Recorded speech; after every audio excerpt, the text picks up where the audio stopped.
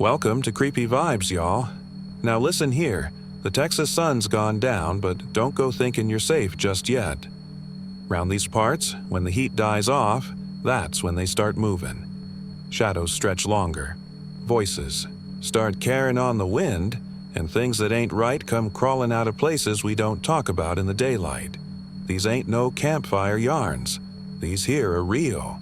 Real as the dirt under your boots, and they're looking for someone just like you. But before we dive off into the dark, let me tell you something strange. Most folks, they make one big ol' mistake.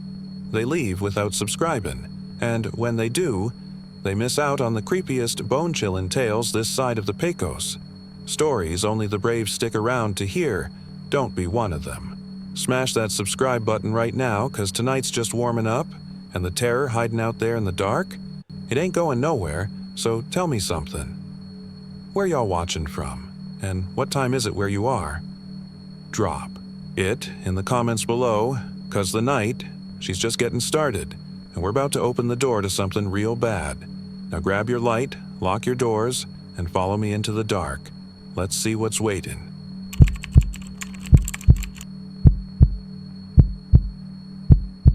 Kenny Bragg didn't believe in ghosts.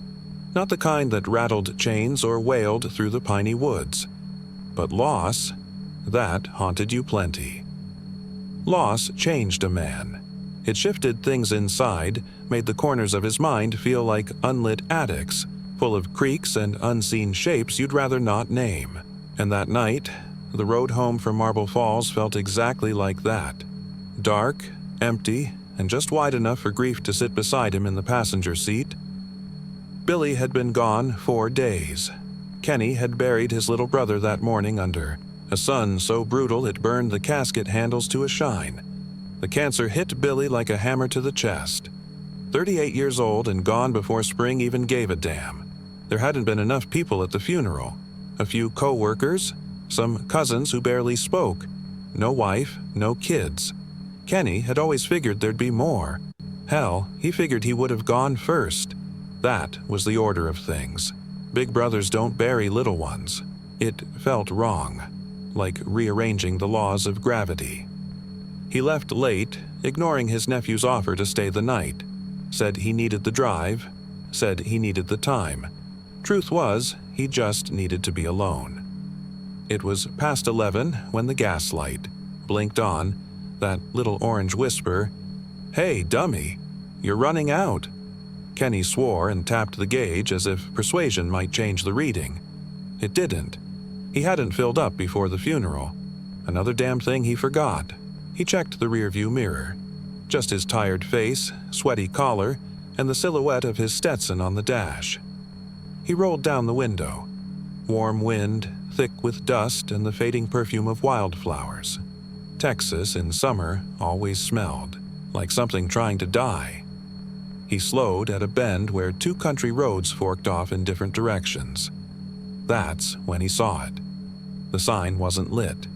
It just stood there, slightly tilted, half buried in creeping Johnson grass. The paint was almost gone, but he could make out the words. Witt's Filling Station. Gas, cold drinks, rest. No arrows, no lights, no explanation for how a gas station could be out here in the middle of cow fields and dry fences. He hadn't seen it on the way up that morning. He would have remembered. Still, low on gas and high on curiosity, he took the turn. The road wasn't paved so much as remembered. The asphalt was cracked open like sun-baked clay and weeds pushed up between the fractures. A couple 100 feet in, the landscape opened, and there it was. A single-story, flat-roofed building with peeling stucco, buzzing lights, and a gas island that looked like it had been assembled from rust and prayer. There were 2 pumps, old-school analog things with iron hoses and no digital screens. A neon sign above the station pulsed "Open" in that sickly green color you only ever saw in dreams or emergency rooms. No brand name, no hours posted. Kenny pulled up and stopped beside pump No. 2. There was something wrong with the air. It wasn't the heat. It was still hot, but now the air felt thick, almost gelatinous, like breathing underwater. The silence was too pure. No frogs, no wind, no cicadas, just the buzz of the neon and the thudding of his own pulse behind his eyes. He climbed out and stretched, leaving the engine running. He looked around. No cars in the lot. No sign of another soul. The windows of the shop were dusty, but one was lit from within. Then the bell rang, the kind of tinny little bell that swings above a door when someone walks in or out. Only he hadn't seen the door open, hadn't seen anyone move, but suddenly there was a man standing behind the counter. He was tall and bony, dressed in an old-fashioned uniform, gray shirt with a dark collar, matching slacks, a black apron with the name Wit stitched above the breast. The name meant nothing to Kenny, but he suddenly realized the man wasn't just behind the counter. He was watching, eyes fixed, like Kenny had stepped into a movie already halfway through. The pump clicked, a sound like a camera shutter. Kenny turned. The nozzle was already in his tank, though he hadn't touched it. The numbers on the dial were moving. He looked back toward the window. The man nodded once, very slowly. Kenny walked inside. It was like stepping into another time. The interior smelled like dust and plastic, but also like something sour and ancient, like a place that had been waiting for too long.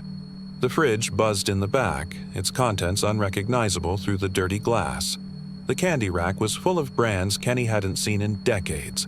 Zagnut, Bar None, Marathon. No prices.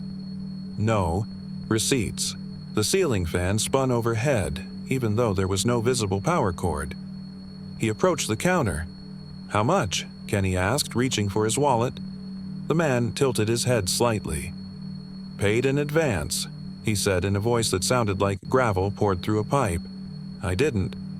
Kenny stopped. His wallet wasn't in his pocket. He patted his jeans, checked his coat. Gone. But the man didn't seem to notice. He reached beneath the counter and placed something on the glass. A single silver coin. It was the size of a $50.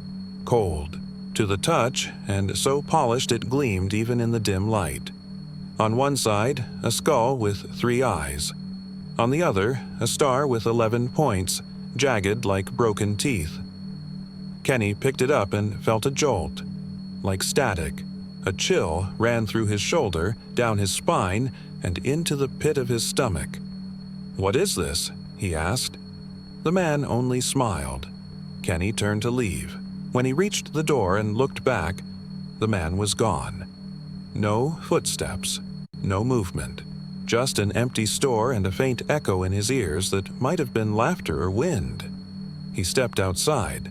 The gas pump was back in place. The numbers had stopped. Due point. He blinked.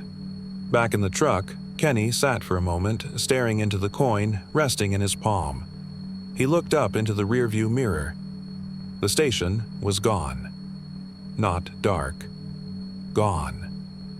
The road behind him stretched out into weeds and dust. No building, no lights, no signs. He drove home in silence, his chest tight. He didn't sleep that night. The dreams came.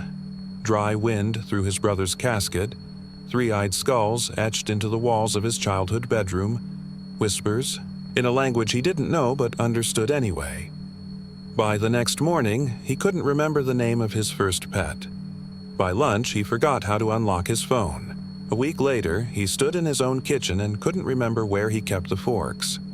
Doctors ran tests. Early onset dementia, they said. Unusual for someone his age, but not impossible. Stress, maybe. Trauma. But Kenny knew. He started keeping a journal, writing everything down twice. Names, dates, details of the coin, how it felt heavier on some days, how it made him dream of sandstorms and voices calling his name from across endless fields of glass. Then, one night, almost 6 months later, the coin disappeared from his drawer. And that same night, on a police scanner out of Burnett County, a deputy reported an old gas station appearing off an unmarked road, exactly at midnight. The transmission ended with static. They never found the deputy. Kenny Bragg doesn't leave the house now. His memories come in flashes. A name here, a sound there. But always, he remembers the gas station. He remembers the way it looked at him. And sometimes when the night is quiet and the wind shifts just right, he hears a bell. Faint, tinny, and sees green neon blinking through the trees. Open. He doesn't need gas anymore, but part of him still wants to go back. That's how it gets you. Not all at once. Just a little piece at a time.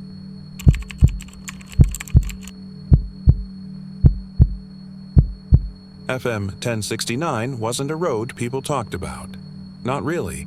They avoided it the same way they avoided hospitals and funeral parlors. Quietly, cautiously. They took the longer route through Rockport or cut north through Ingleside when they had to. Because FM 1069 had a story, and even the skeptics, the ones who laughed too loud and always drove with the windows rolled down, didn't laugh when they told it. Locals called her the Woman. They didn't have a better name. No obituary, no newspaper clipping, no plaque at the spot where she first appeared. But they all knew about her. A pale, drowned woman in a torn white dress wandering the edge of the marshes just outside Aransas. Pass. Always barefoot, always soaked, always looking for a ride, and always asking to go home. People who saw her never forgot. Not because it was so terrifying, though it was, but because it didn't feel like seeing a ghost. It felt like being seen. It started, like all real horror does, small and close to home. Cody Truss was a line cook at Hank's Barbecue. 29. Thick wrists, a patchy beard, a '99 Ford Ranger with a cracked taillight. He drove FM 1069 every night after his shift. Shortest way back to his trailer on the edge of the wildlife preserve.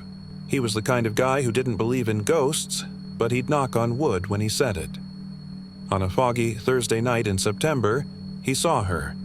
At first, she looked like someone who'd been in an accident, soaked to the bone, standing under a leaning mesquite tree, her arm raised like she was waving down help. Cody braked hard, rolled his window down. "You all right, ma'am?" he called. She didn't answer, just stared.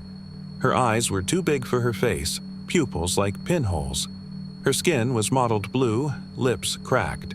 And her hair, wet and tangled, hung over one shoulder, glistening in the headlights. Then she spoke. "Can you take me home?" Cody told the police later that her voice wasn't right.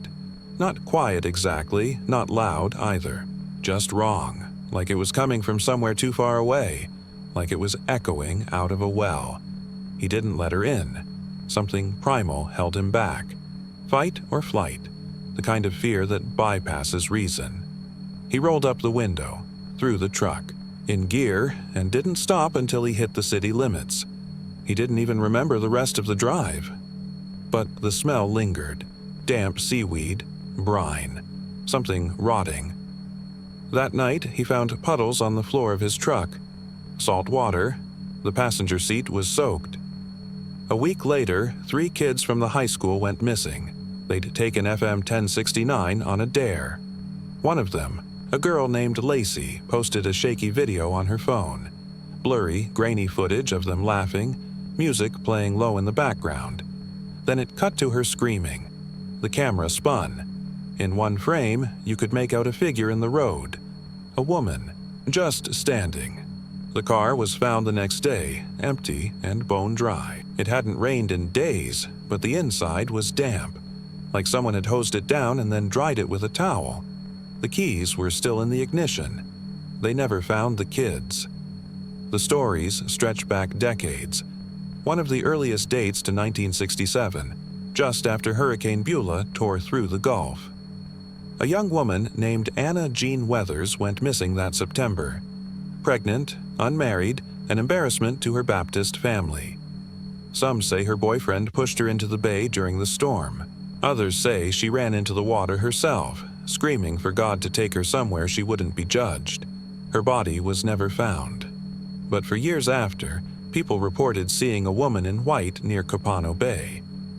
Same dress, same eyes, always asking. The same question, "Can you take me home?" Some people said they did take her, like Ricky Donnelly. In 1983, he was a night shift janitor at the shrimp plant. Claimed he picked up a soaking wet woman just past the old bait shop on FM 1069. Said she climbed into the back of his truck, didn't say a word after that first sentence. He drove for an hour, no idea why, just following her directions. Turn. Here. Go there. Keep driving. And then she told him to stop. There was nothing there. Just marsh. Flat, ugly land with cattails and mosquitoes the size of bottle caps. He turned to ask her if this was it. She was gone. But the next morning, they found his truck. Empty. Still idling, headlights on, driver's door open. They never found Ricky. Just his boots, upside down and half submerged in a puddle of salt water. Then there's the weird stuff, the little things. People driving that road at night feel watched. They hear things, breathing in the back seat, knuckles tapping softly against the window. Sometimes the radio turns on by itself, and it always plays old gospel hymns. Always. Scratchy. Always off-key. One guy, a preacher named Hollis Wayne, claimed she got in his car and burst into tears the moment he pulled away. He said he tried to pray over her. She looked at him and smiled. Her teeth were black. The sheriff's department doesn't investigate FM 1069 calls anymore. Too many false alarms. Too many officers coming back quiet, pale, with nothing to report. One even quit, moved to Colorado, refused to speak about what he'd seen. Burned his cruiser, they say. Every Halloween, thrill seekers drive out there with cameras and EMF readers. Most don't find anything. Just empty road, bugs, and fog, but sometimes they do. Sometimes the footage cuts out. The batteries die. The air turns cold, and somewhere in the static, they hear it. "Can you take me home?" The thing is, no one knows where home is. Some think she means the water, Capano Bay, the place she drowned. Others think it's some pocket of hell, some purgatory she can't reach alone, that she needs a driver, a willing soul, or maybe just a warm body. But one thing is certain, once you stop for her, once you let her inside, it's not just her problem anymore. You carry her, in your mirrors, in your back seat, in your dreams. And maybe one night you'll find yourself driving that road again without meaning to, without wanting to, drawn there like driftwood. You'll see her, waving, and you won't be able to stop yourself. Because home is calling, and this time, you're the ride.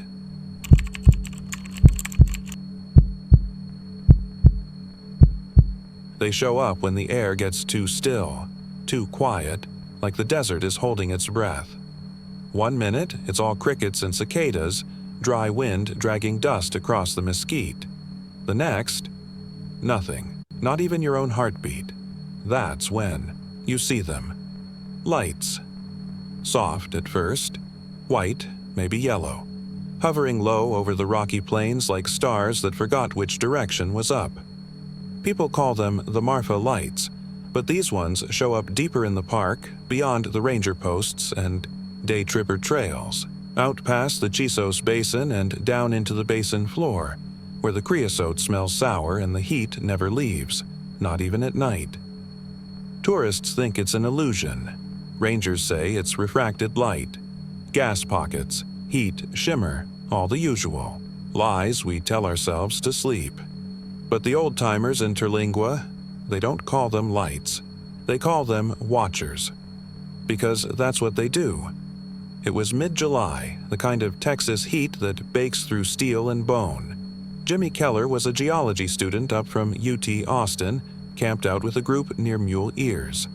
His thesis was on volcanic, rock formations, but his heart was somewhere else. He was one of those soft-spoken guys who liked mysteries, disappearances, earthquakes without faults, places that didn't quite make sense. He brought equipment, ENEM readers, seismographs, even a drone. But none of it worked out there, not really. Batteries drained fast. The drone wouldn't calibrate. His compass spun like it had a migraine. On the third night, around 1:40 a.m., Jimmy walked out from his tent to take a leak and saw the lights, 3 of them just above the ridge. Not moving, not blinking, bright enough to cast shadows. He didn't wake the others, didn't take a photo, just stared. Then one of the lights moved, not floated, not drifted. It dropped, like a weight, fast and clean, down into the ground. Just sank. He heard something after that. Something not right. It wasn't a sound, exactly. More like pressure in his ears. A vibration in the dirt. Like something had just opened up down there. They found Jimmy's gear in the morning, and the drone was 30 feet from his tent with its blades melted. But Jimmy was gone. Vanished. No prints, no tracks, just a patch of scorched sand where he'd last stood. They closed off that part of the trail for 6 months, called it unstable terrain. But folks who lived nearby, they knew. There's a motel on the edge of Study Butte, old and cracked and stinking of mildew. The woman who runs it, Miss Hallie, has lived there for 62 years and hasn't stepped outside after sunset since 1981. Says her brother went walking toward the lights one night and came back wrong. He looked the same, she told a reporter once. But he wasn't. Didn't sleep, didn't eat, spent hours sitting on the back porch just staring toward the desert. When he finally spoke, all he said was, "They're under us." And then he gouged out his own eyes with a spoon. He died 3 days later. Internal bleeding. They said it was the stress. Miss Hallie never changed the locks on his trailer. Won't let anyone near it, though. Says sometimes at night she hears footsteps around the place, even though no one lives there anymore. Other stories trickled in. Campers hearing whispers when no one else was around. Rangers finding rocks stacked in spirals, deep, perfect spirals that led nowhere. Entire sections of trail collapsing without warning. One hiker, Aaron Blake, came back from a solo trek across the South Rim with blistered feet and wide, bulging eyes. He didn't speak for a week. Then he started carving symbols into his skin with a pocket knife, said they were maps, said they were showing him how to get below. He kept saying it over and over. Below, like something was under the desert. Watching. Waiting. He vanished, too. All they found was his tent and a hole about the size of a man's body in the desert floor. It wasn't dug. The sand had collapsed inward, clean, like something had pulled. Him straight down. A group of amateur investigators came out in 2015, podcast types. Too many microphones, too much attitude. They camped near Paint Gap, swore they'd prove the lights were government drones or weather phenomena. One guy, Miles, I think, live-streamed the whole night. At 2:03 a.m., he caught something on camera. Not just lights, a shape, something moving behind the lights. Big, slow, heavy, but the feed cut to black before it was clear. His last words on the stream, "They see us." The Rangers found their campsite in the morning, shredded, tents torn apart, gear melted, the sand around the fire pit fused to glass. No blood, no bodies, just handprints, hundreds of them, pressed into the rock. Now, if you drive past Big Bend after dark, sometimes the lights still show up. They float in the distance, always just out of reach. People pull over, stare at them, take pictures that don't develop right. Sometimes they hear the sand shift. Sometimes they dream about tunnels. Deep, spiraling tunnels. And sometimes they don't come back. People say it's the heat, the isolation. The desert plays tricks on the mind. But I know better. The lights aren't a trick. They're a lure. And whatever's under that desert has been waiting a long, long time.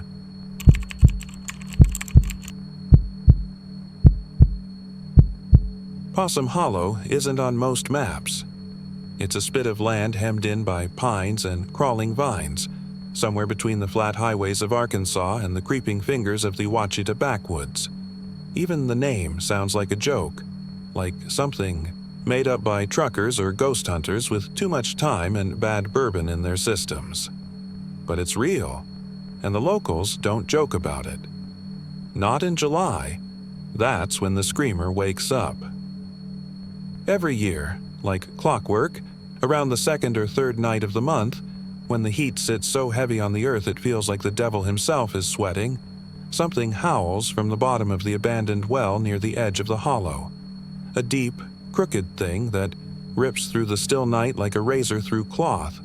It doesn't sound like a coyote or a bobcat or even the drunken bellow of some backwoods hermit.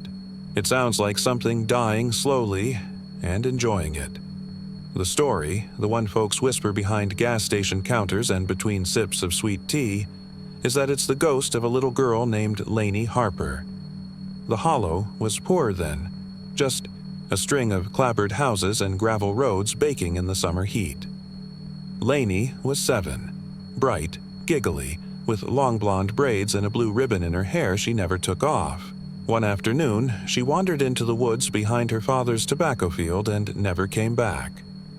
They searched for 3 days. Dogs, helicopters, even a few divers when they finally turned up the old stone well buried under moss and vines. They dropped lights and ropes, but there was nothing. No body, no ribbon, just water so black it looked like ink. The town held a vigil, built a little cross by the well, then tried desperately to forget. But the next July, it screamed. The sound burst from the well like a siren from hell, high, wavering, too long, too human.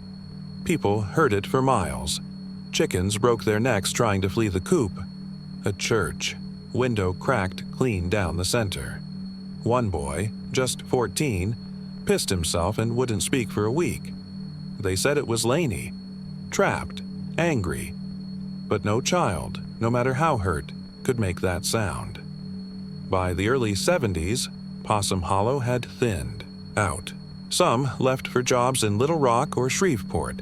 Others just couldn't stand the sound anymore. Every summer, just past midnight, that scream would come. Sometimes just once, other times in fits, like something clawing to be born. Sheriff Buford Green tried to cement the well shut in 1976, took 3 men and 2 mixers. By morning, the concrete had cracked open. Not shattered, peeled, like something had pushed its way up from inside. They found one of the mixers flipped over, its engine still warm. Buford left town 6 months later, moved in with his sister in Tulsa. He never talked about that night, but his hands shook for the rest of his life. In 1989, a local boy named Marky Tibbs dared his cousin to spend the night next to the well on the 4th of July. Fireworks still popped in the distance as the cousins set up sleeping bags under the trees, telling dumb jokes and drinking warm soda. They recorded the whole thing on a tape recorder Marky's dad used for hunting notes. The tape's still around. I've heard it. It starts with laughter, kids being kids. You can hear the crackle of a fire, some bugs, distant bottle rockets. Then, around the 40-minute mark, dead silence, not even crickets. And then the scream. It's long, bone deep. It starts like a girl crying, then morphs into something else, something older. The pitch drops halfway through, becomes guttural, echoing like it's coming from inside your own chest. You can hear the boys scrambling. One of them, Marky, I think, starts sobbing. Not crying, sobbing. Then there's a wet thud. Then static. They found Marky 2 hours later. His cousin ran barefoot 5 miles to the sheriff's house, face scratched and bleeding. All he could say was, "It pulled him." Marky was alive, but barely. They found him at the edge of the woods, curled up like a baby. His ears were bleeding, his eyes wide and staring. He didn't talk again. Not once. Not to his parents. Not to doctors. He spent the rest of his life in a care facility. The ribbon, The one Laney used to wear? They found it clutched in his hand. Blue, frayed at the edges, soaked with blood. Theories spun over the years. Ghost story enthusiasts said Laney's spirit had fused with something else, something inhuman that lived in the well long before settlers came. Folklorists called it a tulpa. Others blamed an old native curse, a sinkhole to hell, or a government experiment gone wrong. One priest called it a mouth, not a mouth that eats, but a mouth that calls. Whatever it is, it's still there. Every July. I went once. Don't ask why. Call it curiosity. Call it grief. Call it the kind of masochism that runs in the blood of men who lose too many people too early. My sister disappeared in 2003, driving through Arkansas. Never made it past Possum Hollow. She'd been on that road. I went to the well last year, stood there with a flashlight and a tape recorder. Nothing happened for an hour. The air felt thick. Bugs stopped buzzing. My flashlight flickered, then I heard it. Not the scream. Not at first. It started with a whisper. My name. Danny. Clear as a bell, then a sob, then her voice. My sister's. Danny, help me. I ran. I left everything behind. The recorder, my bag, the truck keys. I don't even remember how I got out. I just remember the scream behind me, louder than anything I'd ever heard. When I finally looked back, I saw the well, glowing, just for a second, like there was something under the ground, watching, smiling. Now, I hear it sometimes in my dreams, that long, ragged scream that starts like a child and ends like a demon gargling fire. I see the well, open wide like a mouth, the trees bending toward it like they're listening. The locals still won't go near it. They say it's hungry. They say it calls to those who are broken. And every July, someone goes missing. A hiker. A driver. A kid on a bike. The scream always follows. Possum Hollow isn't haunted. It's alive, and it remembers everyone who listens too long.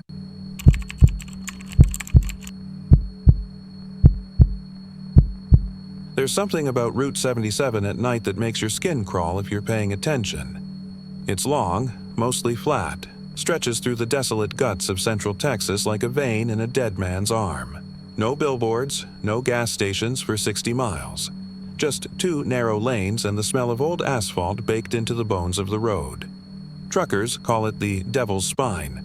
Locals, when they bother to mention it, just shake their heads and say, "Don't stop. Don't ever stop." But everyone who drives it long enough hears the stories. About the convoy. Black trucks, 6 of them, maybe 8. No headlights, no plates, no drivers. Just the glint of moonlight off steel and the low, rattling hum of diesel engines that sound older than the highway itself. They don't come every night. Only when the air gets real still and the crickets stop chirping, when the moon is thin and the stars seem to shrink back into the sky, that's when you see the lead truck. No logo, no numbers, no license plate, just matte black paint and windows darker than midnight oil. You can't see inside. You never see inside, but something sees you. The first recorded incident was in 1972. A CB radio operator named Cliff Dawson was hauling fertilizer from Lubbock to Corpus when he swore he was passed by a military convoy doing 90 without lights. Said they were so close they nearly ripped the side mirror off his rig. He tried to follow, thought maybe they were transporting nukes or government tech. Back then, people were paranoid about that kind of thing. Vietnam was still bleeding into everything. He called it in on his CB. That's when the screaming started. Not his own, not a human scream. The sound came through the radio like it was being dragged through barbed wire. Something between a siren and a howl. Static layered with weeping, moaning, begging. His dashboard flickered, gauges spun. The wheel jerked hard left. Cliff slammed into a ditch at 60 miles an hour. When state police found him 3 hours later, his hands were still locked around the wheel. The look on his face was like he'd seen God, and God had looked back. He never spoke again. Over the years, the sightings stacked up. Always at night, always near mile marker 191. Some say it's just a ghost story. Sleep-deprived truckers and desert mirages. But there's too much smoke not to be fire, like the case of Lena Bright. Single mom, long-haul driver, had a spotless record, 3 safe driving awards, and nerves like rebar. In 1996, she radioed in at 2:13 a.m., saying she was being tailed by a black truck without lights. Her voice was calm at first. Then it cracked. Dispatch still has the tape. Unit approaching without lights. No license, no driver. It's right on me now.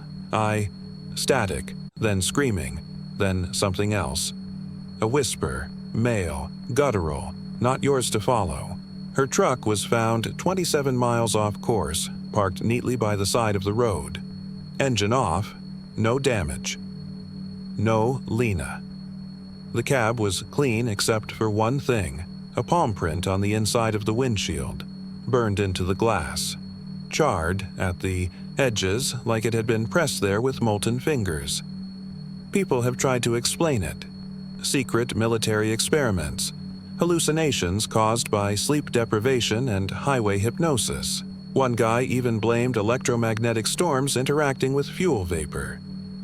But ask any old-timer who's logged 100,000 miles up and down Route 77, and they'll tell you the truth. The convoy's not from this world. It doesn't run on diesel. It runs on memory, on pain, on something deeper than wheels and axles, something buried. There's a theory, passed around among the few who still use CB radio like a priest uses a prayer book. They say the convoy is made up of trucks that vanished. Ghost, rigs wrecks that were never found, drivers who disappeared without a trace. The lead truck, they say, is the first, the prototype, a military experiment from back in the 50s. They say it wasn't meant to be a truck at all. It was meant to carry souls, a mobile containment unit for something that screamed when it got hungry, and maybe it still gets hungry. There are warnings now. Never flash your lights at the convoy. Never honk. And for God's sake, never try to follow. Because if you do, your radio will crackle. Your lights will flicker. The road behind you will disappear like a dream, and the only thing you'll hear is that screaming, like metal tearing through flesh. And if you keep driving, if you don't turn around, you might start to notice things. Your skin feels too tight. The air gets thick. You can't remember your own name, and the road just keeps going. No signs, no turns, just black trucks all around you, sealing you in, whispering secrets through your radio you were never meant to hear. Until finally, you don't, because now you're one of them, part of the convoy, rolling through eternity on Route 77. No lights, no plates, no face in the window.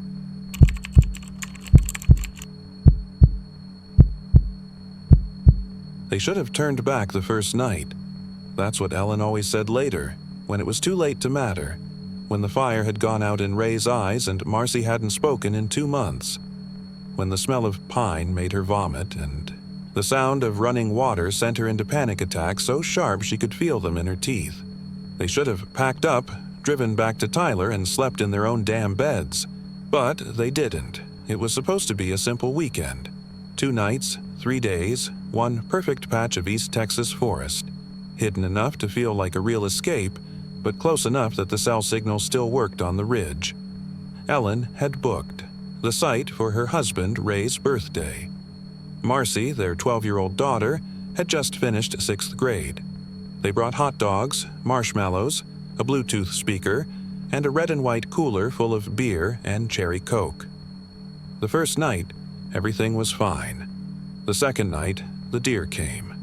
It was dusk, the kind of blue fading light that blurs the edges of the world. Ray was poking at the fire, Ellen was cleaning up after dinner, and Marcy was drawing in her sketchbook, a stick of peppermint gum tucked in one cheek. She saw it first. "Mom," she said, pointing toward the tree line. "Look." It stood just outside the glow of the firelight. Still, perfectly still, A deer, big, too big. Its antlers were wide and sharp, branching like jagged lightning. Its coat was thick, mottled brown and gray, the kind of coloring you'd expect in winter, not July. Its eyes reflected the fire strangely, not red like you'd expect, not white, but this pale, murky yellow, like nicotine-stained teeth. And it was smiling, at least that's what it looked like. Its lips were drawn back, not baring its teeth like a snarl, just pulled, stretched, too wide, too long. It stood that way for a long moment, watching. Then it walked away. The forest was silent for hours afterward. No bugs, no frogs, just the occasional pop of the fire. That night, Ellen woke to footsteps outside the tent. Slow, measured, crunch, crunch, pause, crunch. She held her breath, reached out and touched Ray's hand. It was ice cold. "Do you hear that?" she whispered. Ray said nothing. Then the shadow passed over the tent wall. Antlers. Too tall. Much too tall. They scraped the nylon, and for a moment Ellen swore she could see something lean down. Closer too. The mesh window. Breath fogged the screen. Not animal breath. It smelled sweet, like rot and fruit and something old left under the porch. Ellen didn't sleep. The next morning, Marcy said she'd had a dream. A deer was in the tent, she said. Ray laughed it off. Said it was just the wilderness messing with their minds. Said he'd seen deer up close before, and this one was probably just old, diseased maybe. They went hiking, took photos, but Ellen couldn't stop glancing over her shoulder. That night, it came back, closer, just beyond the campfire, staring, and it wasn't alone. There were three now, one tall, one small, and one that hunched strangely, its back too long, its legs too thin, all of them smiling, all of them with those wrong eyes. Like lamps left on in an empty house. Ray stood up, waving his arms, shouting, but the deer didn't move, didn't blink, just stared. When Ray threw a rock, the tall one stepped forward. Its smile widened. It made a sound, not a grunt, not a snort. A laugh. Short, sharp, human. Then they turned and walked into the dark. Ellen made them leave the next morning. But the road out was gone. Not overgrown. Gone.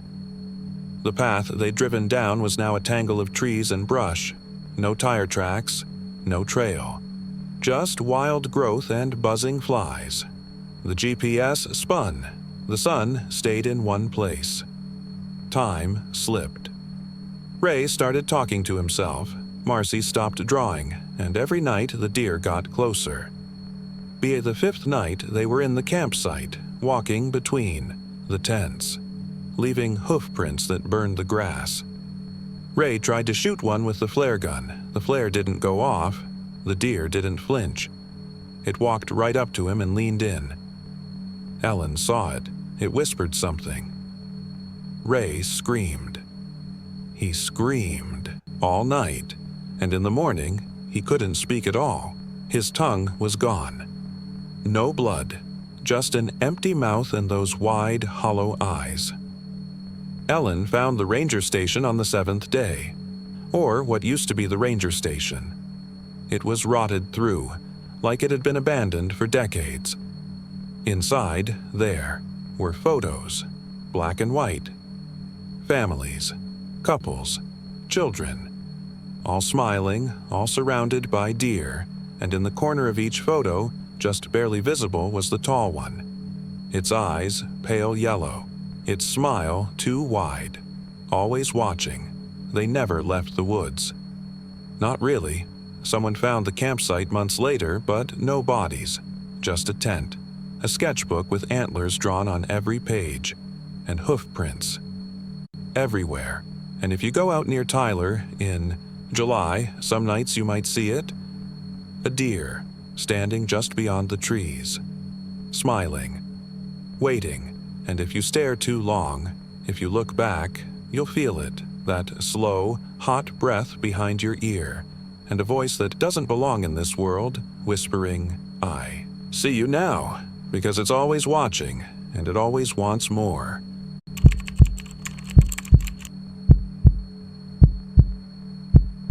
They say the air around the windmill tastes like metal and regret. Ask anyone who's lived long enough near Dead Elk Road outside Abilene, and they'll tell you the same thing. That it started with a man named Jonah Pike. That something went wrong out there on his old ranch. The kind of wrong you don't put in newspapers or obituaries. The kind of wrong you only speak of in diner booths over lukewarm coffee and silence. Jonah was one of those hard men, built of drought and disappointment, a jaw like a cattle press and eyes so pale they looked ghosted before he died. He inherited the Pike Ranch from his father, who'd gone soft and strange in his last years, whispering to the livestock and standing in the fields at night like he was waiting for something to come out of the sky. But Jonah didn't believe in ghosts or visions or God. He believed in sweat, fences, and land. Still, something about that windmill made him nervous. It was already there when his father bought the land in 1947. A rusted thing then, tall and black, and crooked like a broken spine, its veins bent out of symmetry. Every other piece of machinery had been replaced or burned down over the decades, but not that windmill. It was rooted in the ground like a tombstone. Jonah tried once to tear it down. That was back in '71, during the worst drought West Texas had seen in 30 years.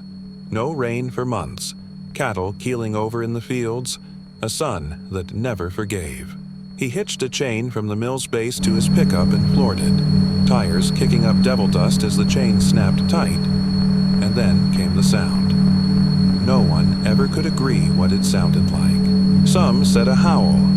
Others said a woman's scream. Jonah told the doctor it was the voice of his dead mother saying, "You shouldn't have done that." The truck's engine caught fire. Jonah was thrown from the cab and broke his collarbone. He never went near the windmill again, not until the night he died. By then, the farm had already failed. Years of erosion, market crashes, and rust had eaten away everything he'd built. His wife, Nadine, left in 1981, saying she couldn't sleep in a house that groaned at night, said the pipes whispered, said the shadows moved backward. She was found wandering outside Sweetwater 2 days later, naked, eyes bloody, speaking a language nobody could identify. They committed her to Ridgeview. She never came back. Jonah stayed alone. That's when the rumors began. About the windmill spinning on windless nights, about the hum that bled into the soil and made your fillings ache, about birds falling dead mid-air over the house like they'd flown through something invisible and wrong. Neighbors said the air near the windmill turned cold in the summer. That time stuttered around it. Watches stopped, radios clicked off, cell phones never got signal. And then there was the taste. The metallic tang of iron and something older, like battery acid and forgotten guilt.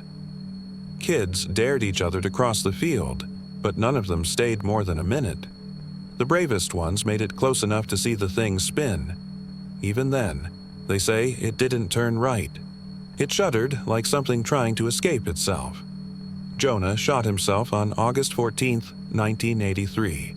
He did it in the barn, just after sundown, after locking the horses in the tack shed and setting fire to the chicken coop. Left a note pinned to the door. 4 words. It's not mechanical anymore. No one claimed the land. No one wanted to. The county let it sit, but the windmill never stopped. It doesn't spin constantly, no. That would be too easy. It spins when it wants, when it's hungry, when someone remembers it. That's how I got caught up in it. My name's Robbie Pike. Jonah was my uncle. My dad moved us to Dallas when I was 10, and we never went back. He wouldn't talk about the ranch, not even when he was drunk and mean. But I remember the windmill. I remember the way it made me feel like my insides were being listened to, like it knew my name before I did. When Dad died, I inherited the land. I wasn't going to visit, but something about the windmill stuck in my mind like a splinter. I started dreaming about it, spinning under a red sky, grinding down sunlight into shadows, and always that sound, low, moaning, like a choir of old voices buried alive. So I went, back. It looked worse than I remembered.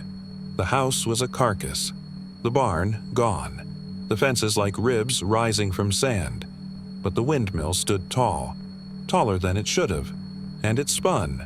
There was no wind. The grass didn't even sway, and yet it turned. I walked toward it. Not fast, not slow, just drawn, like iron to a magnet. I could feel the taste in the air. Wet copper and something electrical. My ears popped. The sound came through my bones instead of my ears, like someone screaming underwater. I started crying and didn't know why. There were bones at the base, small. Animal, I hoped. They were stacked in spirals, arranged. The blades of the windmill creaked and clicked like they were counting, and then it stopped. I stood there for maybe 5 minutes, or an hour. I don't know. It whispered to me. Not words, not exactly. More like an idea, like remembrance made physical. A feeling that whatever had started inside that windmill wasn't from here, wasn't from anywhere that belonged to us, and it was lonely. That's the worst of it. It wasn't evil, not like the stories say. It was sad. It was hungry. It spins because it's the only thing it can do. It spins to keep itself sane. It spins to make itself heard. I think Jonah understood it in the end. That's why he killed himself. Not because it told him to, because he heard it, and he knew the sound would never stop. I've been back every year since. I don't tell anyone. I bring salt and blood and whisper old names into the gears. Not because I believe it helps, but because the windmill listens. And sometimes, late at night when I hear it spin across the dark plains, I hear my uncle's voice in the hum, and my father's, and maybe one day, mine. Because now I know what the windmill really is. It's not a machine, it's a mouth, and one day it will open.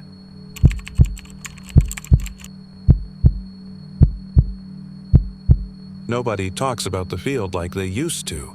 They whisper, maybe, behind church pews and tractor sheds, and old-timers shift their dentures and glance toward County Road 189 with that look, the one that says, best leave it be. But I'll tell it anyway. I saw it for myself one August night, and if I don't say it out loud, it'll rot in my belly like that smell of sulfur that never leaves.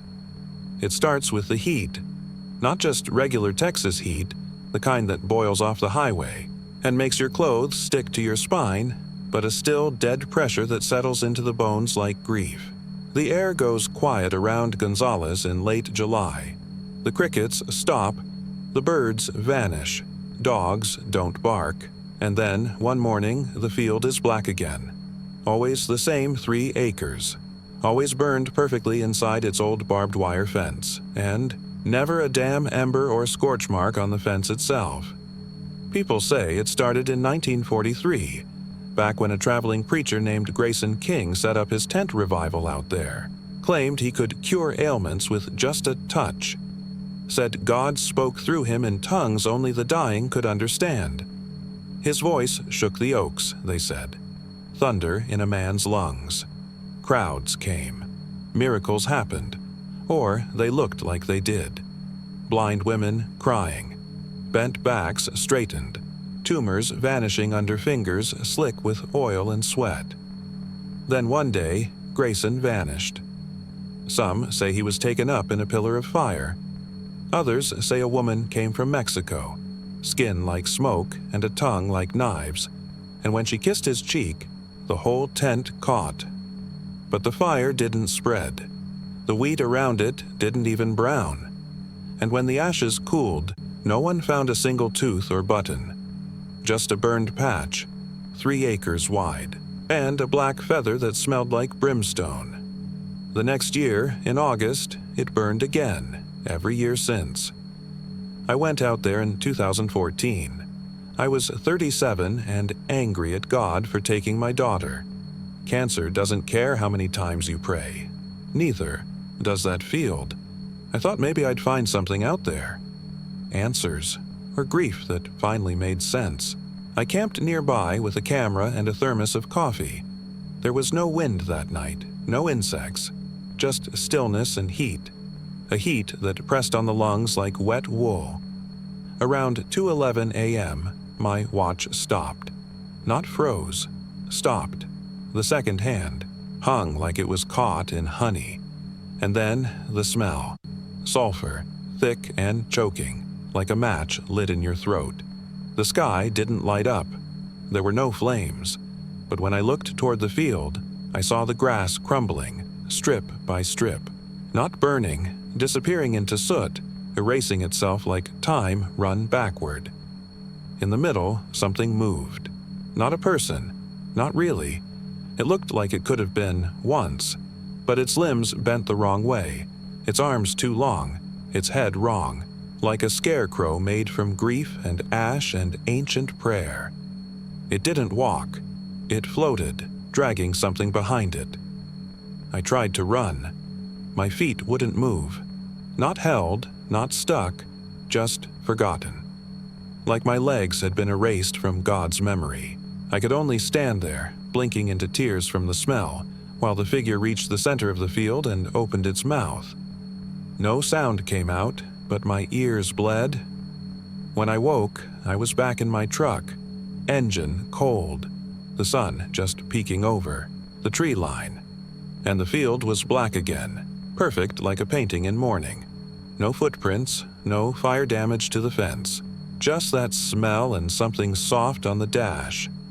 A black feather. I never went back. I sold the truck.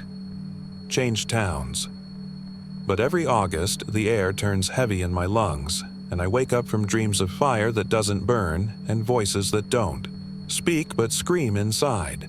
People say the field's just a local legend, a heat mirage. Some say it's a chemical thing underground, some kind of gas pocket, but none of them have seen it. Not really. There's a reason no one builds near it. Not. Even cattle graze close, the land remembers.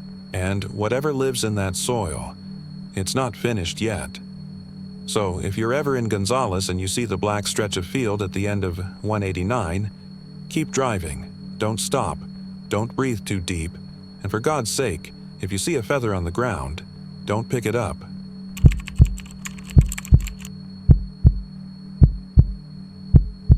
They say Devil's Lake isn't cursed. Not in the usual way anyway. You won't find fog rolling in every midnight or ghostly voices calling your name across the water. But there's something wrong with the place, all the same. Something. Old and patient like rot in the beams of an abandoned house, it waits. That's what it does best. Waits and watches. And it remembers. On the north side of Devil's Lake, just where the woods start to press in too close and the trees lean like eavesdropping strangers, there's a picnic table. The last one. Doesn't look like much, just a weather-beaten slab of gray pine with rusted bolts and peeling green paint on the benches. You might not even notice it unless you're looking for it, because the path that leads to it isn't part of the official campground trails anymore. The Parks Department doesn't talk about it. They say the land beyond a certain point is under conservation. Unsafe, they say. Erosion, maybe. Falling branches. But the real reason is simpler. They're afraid of it. You see, the story goes like this. If you sit at that last table after midnight, just you, no one else, not even a dog, you'll hear footsteps behind you. Slow, wet-sounding footsteps, like someone walking barefoot through grass that's just turned to mud. And then someone, something, will join you at the table. You won't see them at first. You might feel the wood shift slightly under a new weight, or the air go colder, sharp enough to sting your sinuses. You might even smell something strange, like damp earth, old paper, copper, but eventually they'll speak. And when they do, they'll say a name. Not yours, not anyone you know. A name that has no business being known by anyone at all. A name you've kept hidden. A name tied to a secret you swore would die with you. They say that when it happens, you have two choices. You can speak the truth, say the name out loud and what it means to you, or you can lie. But if you lie, if you pretend you don't know, or worse, if you run, they'll follow you. Not in the way you think, not down the trail or back to your car. No, they follow you inward. They live in the cracks, in the memory you tried to bury. And one day, when you're least expecting it, you'll wake up in a place that feels familiar but isn't. A room where the corners are all wrong, where the air tastes like dust and grief, and there'll be someone waiting across from you again. Asking, smiling, still asking. That's the legend. I used to laugh at it, honestly. Thought it was local color, the kind of story that adds flavor to a town with more raccoons than residents. I was born in Hillgrove, about 10 miles from Devil's Lake. Lived there until I was 17. Left after the accident. The kind that makes people stop saying your name when it comes up in conversation. I never thought I'd go back. I swore I wouldn't. But then I got the letter. There was no return address. Just a single line written in ballpoint on the back of a water bill envelope. You know what happened wasn't your fault, but he doesn't. That was all. No signature. Just that. But I knew. God help me, I knew who it meant. Brady, my younger brother. Dead since 2002. We were walking the trail up near Devil's Lake when he slipped. That's what the papers said. That's what I told the cops. That's what I told my parents, and the grief counselors and the therapist they made me see for 2 years after. But it wasn't true. Not all of it, anyway. The truth is, Brady had found something. A notebook, half buried in the sand near that last table. Waterlogged, old and warped like it had been down in the lake for decades. He opened it. I told him not to. He flipped through. The pages anyway, laughing, reading the scrawls of ink that bled and blurred into nothing. Then he stopped laughing. The pages started turning on their own. I saw it. So did he. He tried to throw it, but it stuck to his hands like sap.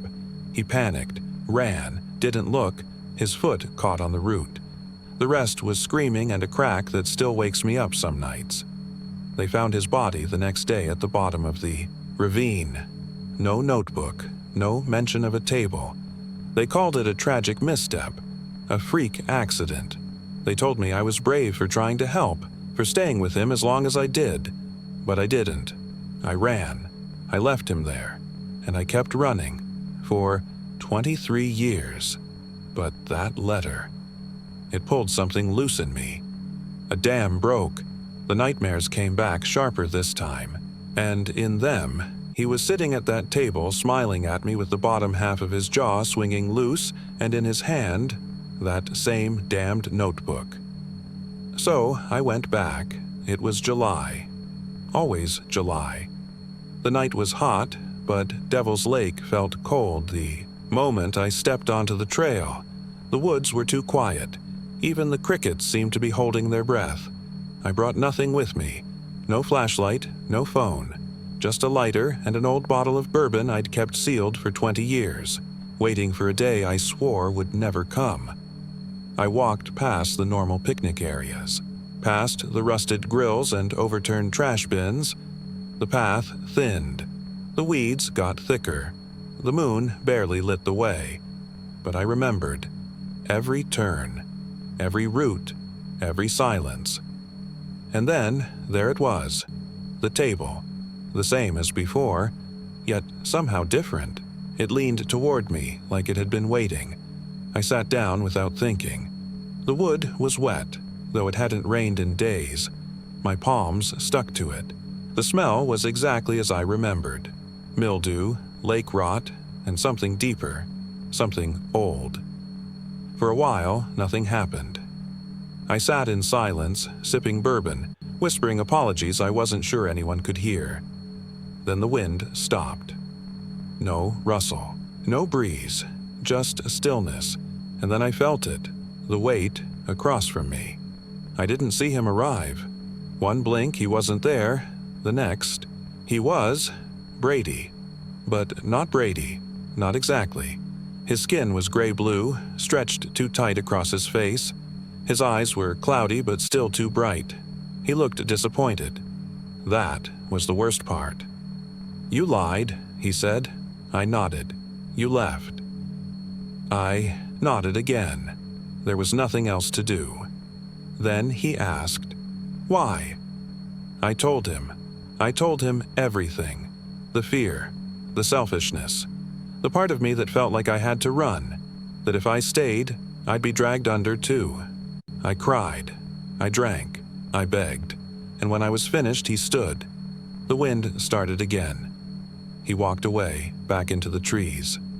He didn't say goodbye. I don't think he forgave me, but I don't think he hated me anymore either. When I left the lake, the notebook was sitting on the table, dry, clean, waiting. I burned it, every page. Took me hours, and still. Sometimes I dream of names I've never heard but somehow know. Sometimes I dream of the table. Sometimes it calls. And when it does, I wonder, who else is hiding something? And how long will it be before they get their letter?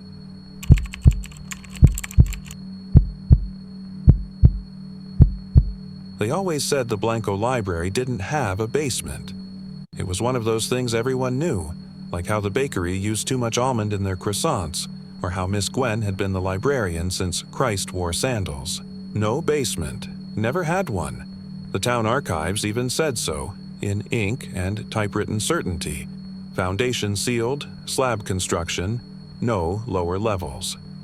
So when Nico Morales came home on a sticky May afternoon talking about stairs that led down below, the library, stairs that hadn't been there the week before, or ever, his mother did what most parents do. She smiled, asked what book he'd checked out, and chalked it up to the kind of story 11-year-old boys make up when the school year is crawling towards summer.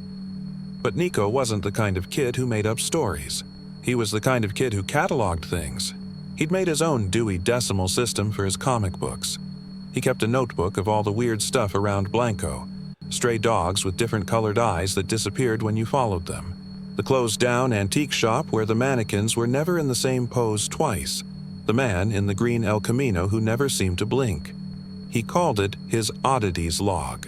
The staircase, naturally, got its own section.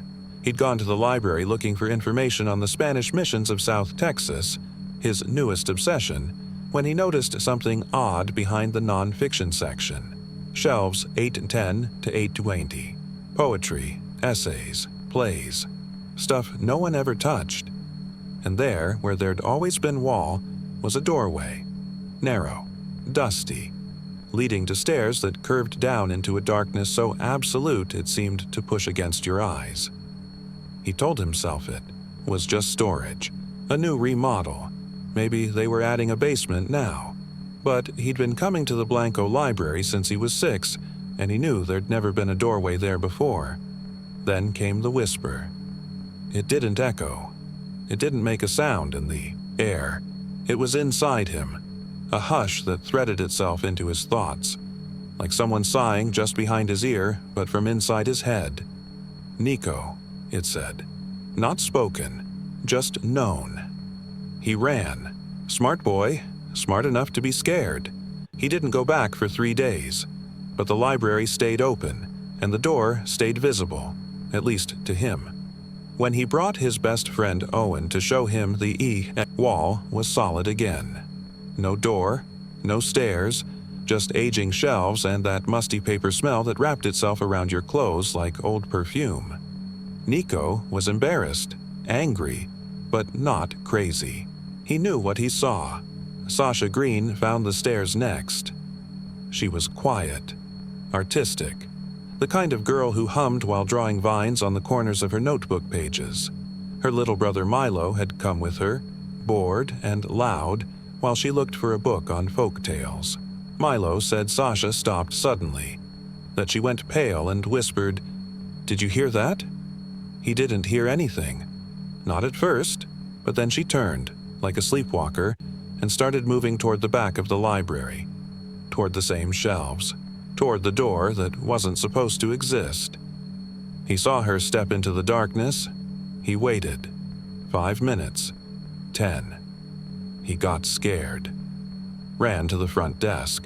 By the time the librarian got there, Sasha was gone. Gone for 2 hours. They found her, eventually, curled behind the genealogy desk, shivering, lips moving soundlessly. Her socks were black with moldy water, her shoes missing. She didn't remember going downstairs. Didn't remember anything but a voice that knew her name. They took her to the clinic. The doctor said she had signs of dissociative fugue. A fancy way of saying something scared her so badly she left herself behind. After Sasha, things started to get strange. Kids who had never spoken to each other began drawing the same staircase in their notebooks. One kid, Owen, the same friend Nico had tried to show the door to, started sleepwalking. His parents found him at 2 a.m., standing at the front doors of the locked library in his pajamas, whispering, 17 steps. 17. I only counted 16 last time. Miss Gwen retired suddenly. She didn't even finish out the week. Left a handwritten note on her desk that said, "It's awake again. I'm sorry." Her replacement lasted only 4 days before requesting a transfer to Austin, claiming something was wrong with the foundation. Said she heard what sounded like crying beneath the floorboards. Then came the sinkhole. It opened behind the library one stormy night, swallowing half the old parking lot. City engineers showed up and said the ground was soft. Subterranean erosion. Nothing to panic about, but the kids knew better, because when they looked into the sinkhole, they didn't see dirt or roots or broken pipes. They saw stairs. Only the first 5 or 6 were visible, but they looked just like the ones Nico had drawn in his oddities log. Narrow, worn, wet, leading down into blackness that seemed deeper than the earth should allow. And worse, that's when the smell started. A damp, earthy rot, like wet soil mixed with sour milk. It clung to the library no matter how many times the janitor bleached the floors. It followed children home, made dogs whine and tug their leashes when walking past the building. That summer, 3 more children went missing. One was found 2 days later, standing in her closet, catatonic. Another showed up in the alley behind the ice cream parlor with her shoes on the wrong feet and her fingernails packed with dirt. The third, Avery Dalton, was never found at all, but her library card was. It had been wedged under the locked back door of the Blanco library. A smear of black-green muck dried across its surface. The town held a meeting, voted to close the building indefinitely. A sign went up. Due to structural instability, the Blanco library is closed until further notice. But the kids still hear the whispering. Some say it follows them in dreams. Others hear it at the playground, in closets, in the rustle of trees, always just out of reach, always saying their name. Nico, now 14, doesn't speak much, but he writes, and he's still cataloging. In a new notebook, he started a list titled, "Children Who Can Still Hear the Stairs." It's 14 names long now. He thinks the stairs move, thinks they're not tied to the library anymore, thinks they've spread, and sometimes, only when he's alone, he thinks he hears someone climbing up them, not down, up, and the last time he dreamed about them, he heard a voice say, clear as daylight and cold as a crypt, "The basement was never beneath the library. The library was built above me." The notebook ends there. The town of Blanco doesn't talk about the library anymore. People moved, families changed schools, kids stopped whispering. But if you ever pass through Blanco late at night, especially near Main and Pecan, roll your windows up. Drive straight through. Don't stop. Because if you listen too closely, you might hear stairs where there shouldn't be any, and something waiting at the bottom that already knows your name.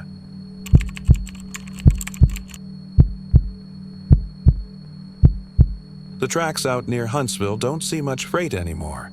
Just the occasional screech of rusted steel and the low groan of an empty car being pulled to God knows where. They say the rail died years ago, but the whisper of it still lingers, and so does the boy. He walks the tracks just past Old Killian Road, where the kudzu grows thick and snakes like green veins around forgotten boxcars and broken fences. The locals don't talk much about him anymore, not because they've forgotten, but because remembering carries a weight, a burden that never quite leaves your shoulders once you've seen him, once you've spoken to him. I first heard about the boy from a drunk named Ellis who sat at the end of the bar at Morgan's every Thursday. Old man, yellow teeth, a cough like a gravel truck starting in winter. He told me the story one rainy night in 2003. The jukebox was playing something soft, Orbison or Presley, I forget which, and the lights above the counter flickered, like they always did during storms. Ellis had leaned in and whispered, "There's a boy who walks them tracks at night.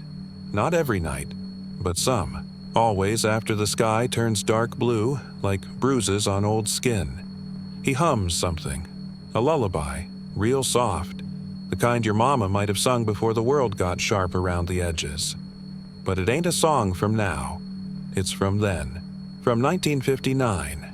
He took a long sip of whiskey, then added, "If you hear him and speak, he asks if you want to trade places. Never explaining what that means. Just asks, with eyes like waterlogged marbles and a smile too wide for his face." I laughed at first, like most people do when old drunks spin ghost stories in dive bars, but I didn't laugh the next night when I heard the humming. I was driving home from my shift at the paper mill, rain tapping against the windshield, wipers dragging across the glass like fingernails. Just before I turned off Killian Road, I saw him. A boy, maybe 9 or 10, barefoot, pale skin shining like porcelain under the moonlight, dark hair plastered to his forehead. He was walking dead center on the tracks, arms swaying at his sides, and I swear to God, I could hear him humming through the closed windows of my car. The tune didn't come from the radio. It came from somewhere, deeper, like it rose up from the tires or crawled through the chassis of the truck. I stopped. I don't know why. Some part of me wanted to believe it was just a kid. Lost, maybe. But when I rolled down the window and called out, "Hey, you okay out there?" he stopped walking. Didn't turn, didn't flinch, just stopped. Then, slowly, he turned around. His face wasn't right. Not because it was monstrous or burned or twisted like something out of a movie. It was wrong because it was too perfect. Like a porcelain doll crafted by hands that had never seen a human child. His eyes glistened too much. His skin didn't have a single blemish. His lips moved, but when he spoke, the sound came from everywhere. Oh, not just his mouth. "Do you want to trade places?" he asked. I couldn't speak, couldn't even breathe. The words stuck in my throat like dry bread. He waited, head tilted like a crow listening for worms. The air grew heavier the longer I sat in silence. It smelled like old coins and copper wiring. Finally, I choked out, "No." He nodded, just once, then turned and walked into the dark. The humming started again, fainter this time, swallowed by the pines and the fog. I drove home in a daze, locked every door, pulled the curtains, poured myself 2 fingers of something stronger than guilt. I didn't sleep, I didn't blink, I just waited. Over the years, I learned more. A man in town, Pete Landry, claimed he saw the boy back in '78 and said yes. Nobody knows what happened to Pete after that. His wife said he vanished, just walked into the woods one night and never came back. Cops found his boots by the tracks, clean, dry, like they hadn't touched earth in days. Then there was the girl in 1991, 11 years old, said she heard a lullaby from the trees near the tracks. She followed the sound. They found her 3 days later, barefoot and silent, sitting in the middle of her room with her hands over her ears, humming to herself. She wouldn't talk, not even to her mother. she still doesn't. What does it mean to trade places? Some say the boy died in 1959. A train accident. Maybe he fell. Maybe he jumped. Some folks whisper about a cruel stepfather or a dare gone wrong. But the dates don't add up. People saw the boy before 1959. And after. The only thing that stays the same is the song. I went back to those tracks last month. Don't ask me why. Maybe I needed to know. Maybe I was too tired to care anymore. I brought a tape recorder. Old Sony, from the 90s. I set it on the ties just beyond the tree line where the kudzu swallows the ground. I waited. Midnight came. So did the humming. I didn't call out, I didn't move, I let the tape roll. After a few minutes, the humming stopped, and then, for the first time, the recorder picked up something else. A voice. Whispery. Wet. Close. Do you want to trade places? I hit stop, picked up the recorder, drove home faster than I ever have.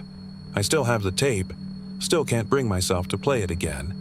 But sometimes, when I'm in bed at night, the player turns on by itself, and the boy hums. So, if you ever find yourself near Killian Road, and you hear a lullaby that sounds like it came from your grandmother's record cabinet, keep driving, don't stop, and for God's sake, don't answer him.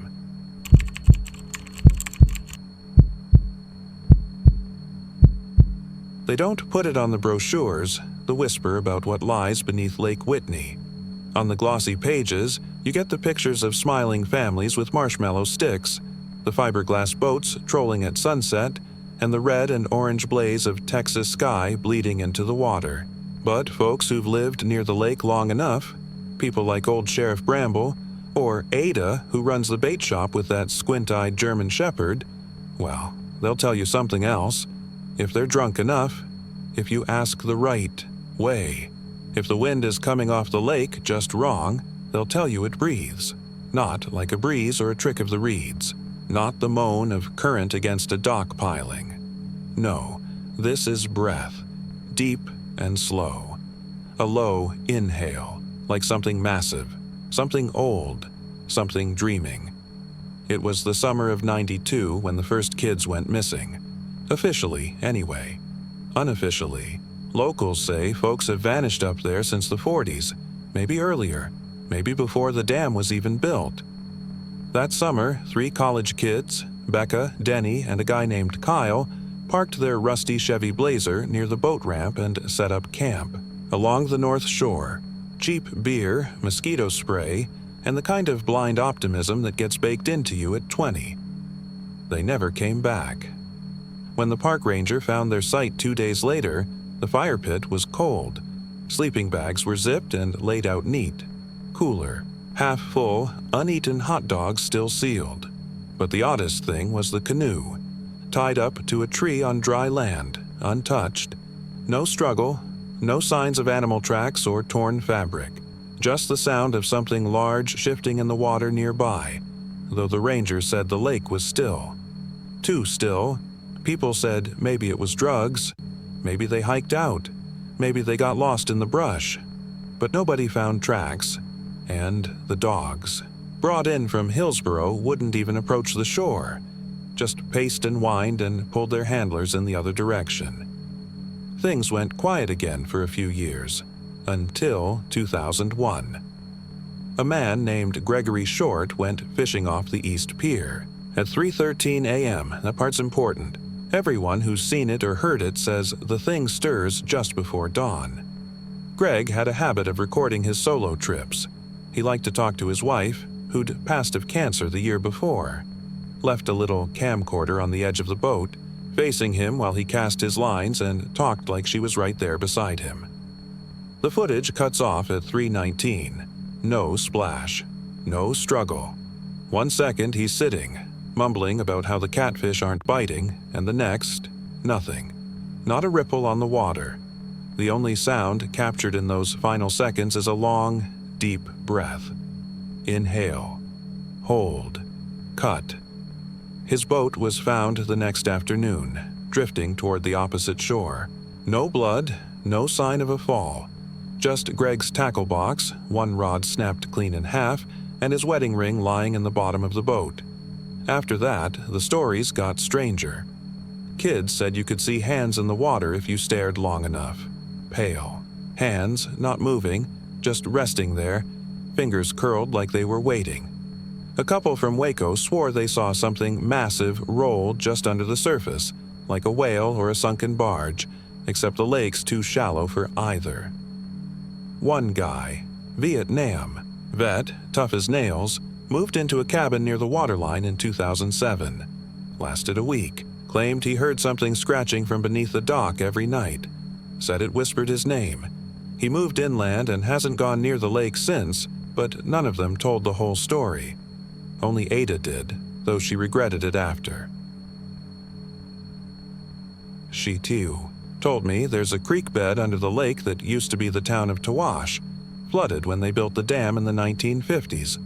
Whole buildings down there, she said. Stone walls, collapsed roof beams, even the old church bell, which some nights you can hear ring if the wind's right. Ada said her grandfather was a boy when they drowned the town, bought the land cheap, gave folks 24 hours to clear out. But there was one man who refused to leave. He was the preacher, said the land was cursed, that something was buried beneath the church, something ancient, hungering. Town called him crazy, left him there. They say he stayed while the water rose, knee-deep, waist-deep, up to his neck. And still he prayed. Still he waited. Ada said it didn't drown him. Said it took him. Now, it sleeps, mostly, for years at a time. But when it dreams, it breathes. And when it breathes, it feeds. The rangers won't let you camp too close to the shore anymore. Say it's a fire hazard or a wildlife thing. But they know. You can see it in their eyes when you ask. And if you're up late enough, around 4 a.m., standing on the edge of the lake with your toes just brushing the water, you'll hear it too. A sigh. A pulse. Like the lake is alive and dreaming and very, very hungry.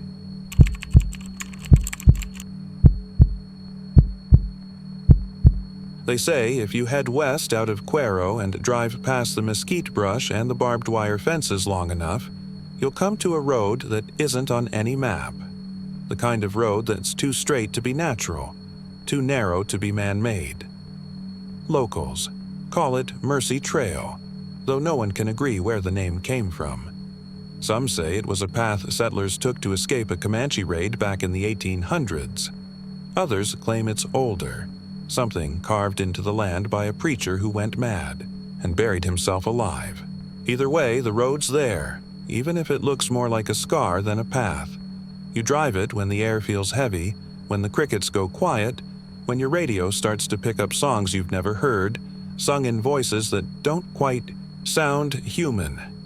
It's there, at the end of Mercy Trail, that you'll find the church.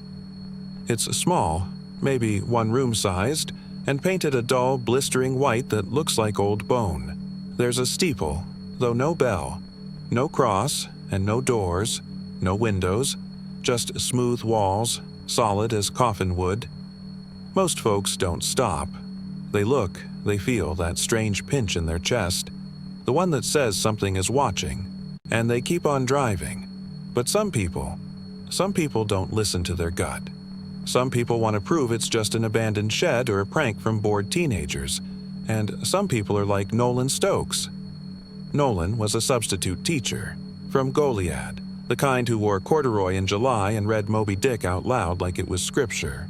He didn't believe in ghosts or God or anything he couldn't explain with a footnote. When he heard about the church with no doors, he chuckled, said it sounded like something from a campfire tale. But curiosity's a funny thing. It eats logic like rust eats metal. The more he thought about it, the more he needed to see it. He went one evening, just before dusk, told his neighbor he was going to visit an old mission site in case anyone asked. He brought a flashlight, a notebook, and an old cassette recorder. He left his phone at home. Didn't want distractions, he said. They found the car 2 days later, parked neatly off the side of the road, keys still in the ignition, doors locked. No sign of Nolan. What they did find was his tape recorder, jammed between the seats, full of static, except for one part. About 30 seconds in, the middle, a voice whispering so low you'd miss it if you blinked too hard. It said, "Knock, knock, I see you. Knock, knock, I'm inside you." And then, a sound like something tapping bone, from the inside. It wasn't the first time. Back in '59, a girl named Lila disappeared after prom. Folks found her corsage outside the chapel, petals black and shriveled like they'd been set on fire. In '73, a Vietnam vet went off the grid. Last seen headed down Mercy Trail. Dog tags later discovered nailed to a mesquite tree. Every time, someone vanishes, and the town moves on. But the church doesn't. It just waits. Some have tried to open it. Brought drills, crowbars, even a small bulldozer once. Nothing works. The walls don't break. The wood doesn't burn. It's as if the chapel's not built on the land but grown from it. There was a boy, Danny, about 10, who got dared by his cousins to knock on it. Just once. A gentle tap with his knuckles. He laughed when he did it, called it boring. Then froze. His smile faded. He stared off into the distance for almost 5 minutes. When he blinked again, he started screaming. Said the knock came back, but not from the wall, from his head, from behind his eyes. Doctors called it a seizure. He called it something else. A voice made of wood and teeth. He doesn't talk much anymore, just hums, mostly. A strange tune no one recognizes. But one old woman, a retired music teacher, swears it's a Gregorian chant. Said, "It's not from here, not from now." No one's seen the inside of that church. But stories say there is an inside, that it's full of pews, all facing backward, that there's a pulpit made of antlers and candles that never melt. And sitting in the front row is something tall, wrapped in veil after veil, each one stitched from human hair. They say it preaches in whispers, in a tongue older than Scripture. They say the congregation answers back, and sometimes they sound like voices you used to know, Grandma, your first-grade teacher, the boy who drowned at summer camp, the baby you never had. They say if you stay too long, you start to forget your own name, that the chapel gives you a new one, a better one that suits what you've become. Of course, these are just stories, folklore. No one really believes them. But if you're ever out near Cuero, and the light goes strange and your GPS stops working, and you feel that pull toward a road that shouldn't be there, do yourself a favor. Don't knock. Because whatever's in there already knows you, and it's been waiting a long, long time.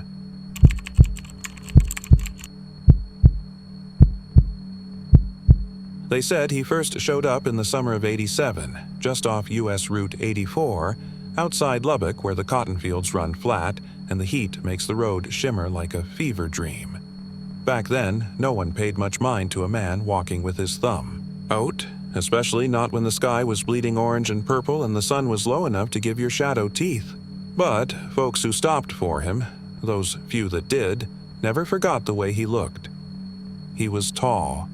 Not unusually so, but uncomfortably so.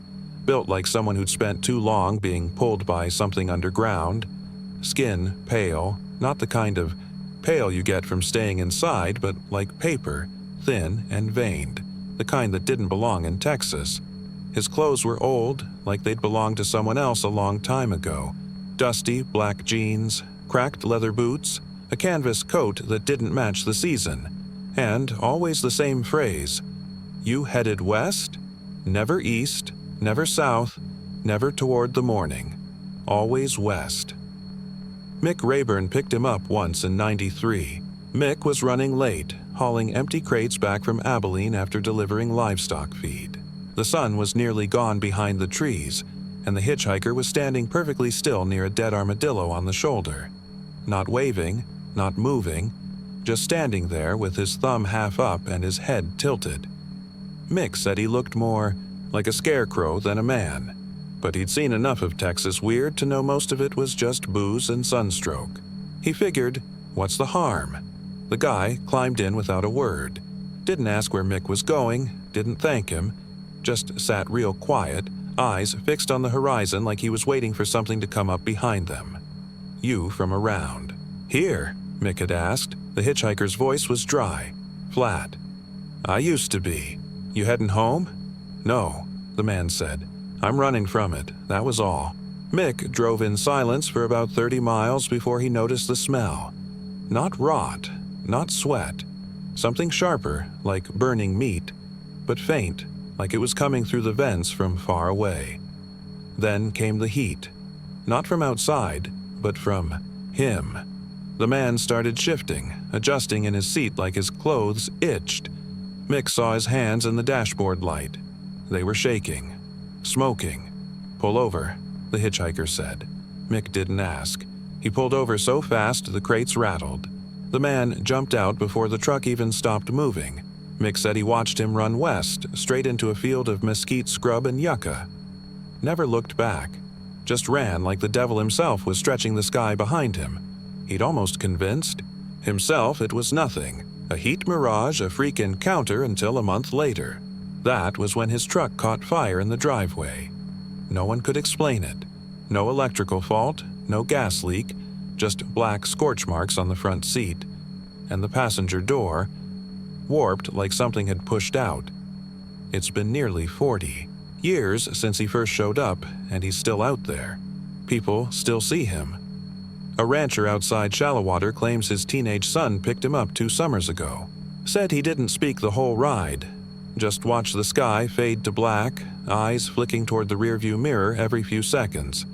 The kid dropped him off near Muleshoe and turned back around. Swears his GPS started glitching. The temperature in the cab spiked to 112. When he got home, his back was covered in blisters, like he'd been lying in the sun for hours. Then there was the woman who called 911 last fall, screaming about a man who begged her not to let the sun touch him. She said his face was peeling, like old paint curling off a house. They found her. Car abandoned on the roadside, engine running, driver's door open. Inside was a smear of ash across the seat and a single boot print burned into the floor mat.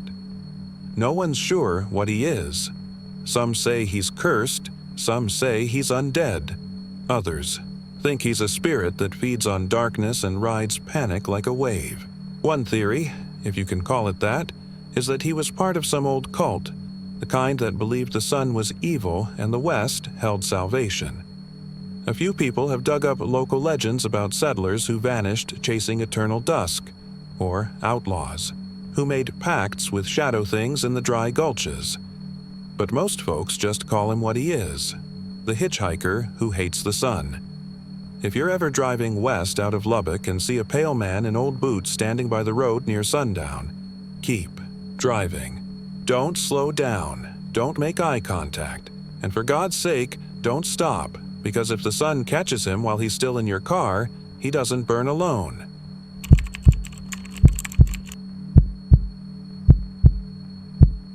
It was the kind of heat that makes you mean. A dry, cracked, skin-peeling kind of heat that settled into Eagle Pass like a sickness in the lungs and never quite left. The sun bled into the desert all day, and by night, the wind carried dust, old sweat, and sometimes something else. Something colder, something like static. It began the way curses always do in quiet towns, slow and disbelieved. Whispers that got stuck in people's throats, until the phones started ringing. At first, no one thought much of it. A few calls here and there from an unlisted number, just a faint, strange noise on the other end. People blamed spam, Mexican carriers, interference from the Border Patrol towers. It was easy to ignore until you couldn't. The voice came next. It didn't sound like a person exactly.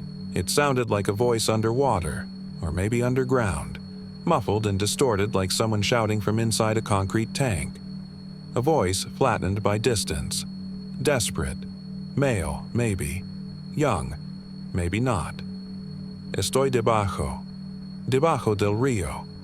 I'm underneath the river. It would say nothing else for days. Weeks, even. Then, one night, it changed. And that's when the dying started. The first one was Marta Jimenez, a housekeeper at La Quinta Inn. 46 years old, mother of 3, devout Catholic. She answered the call around 11:47 p.m. Her daughter said she looked dazed after hanging. Up. Walked outside barefoot. They found her the next morning, curled at the foot of the pedestrian bridge over the Rio Grande, eyes wide open, mouth stuffed with river silt. Her phone was found still ringing, still buzzing in her pocket. They say when the paramedics picked it up, it let out a deep, guttural gasp, like a man exhaling for the first time after drowning. Then it happened again.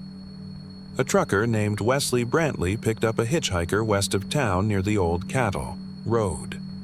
Said the guy never spoke, just sat there in the back seat, soaking wet.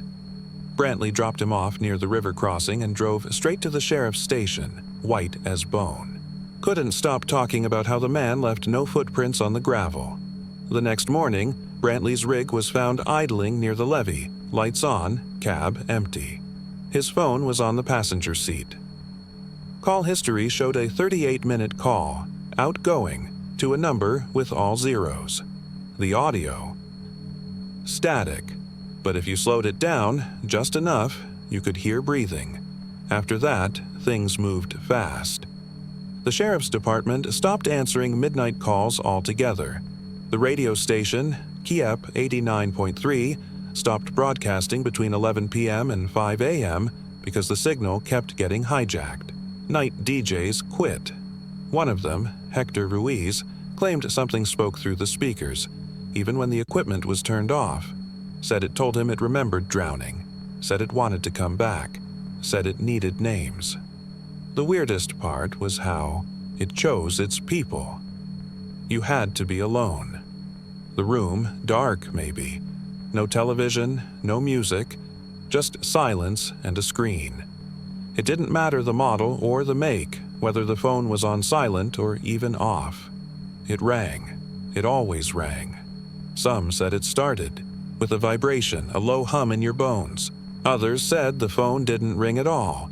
It just lit up, and the voice was already speaking. Estoy atrapado. No hay luz. No hay arriba. Solo agua. Solo frío. Solo tú. I'm trapped. There's no light. No up. Only water. Only cold. Only you.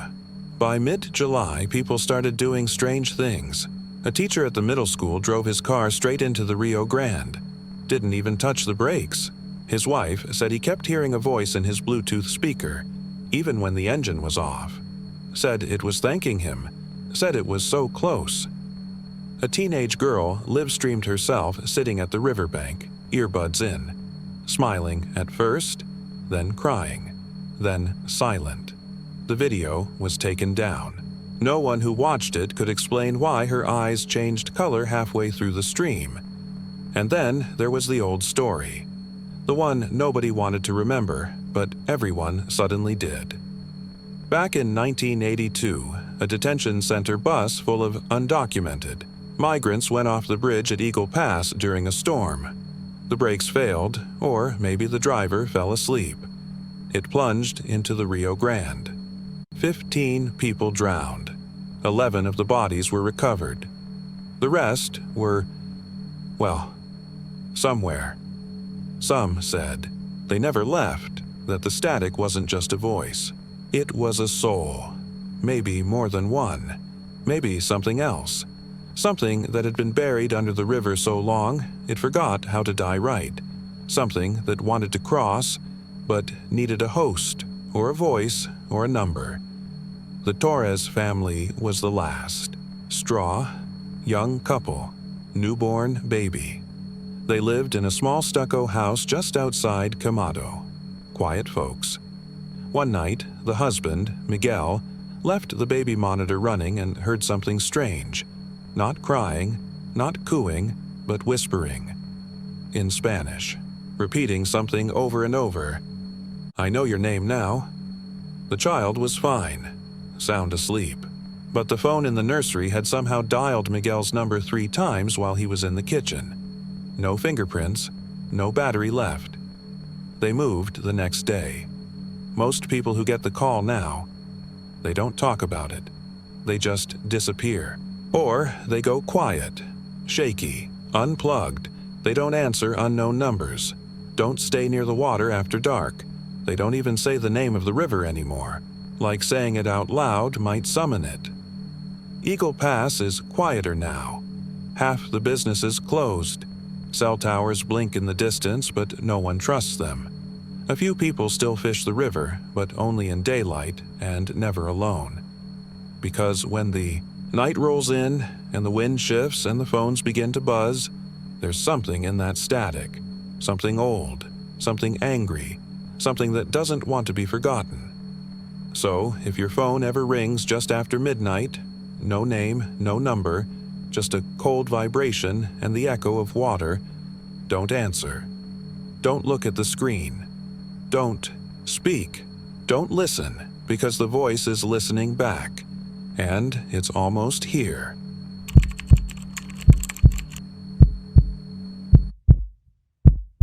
Some things in Texas aren't meant to be dug up.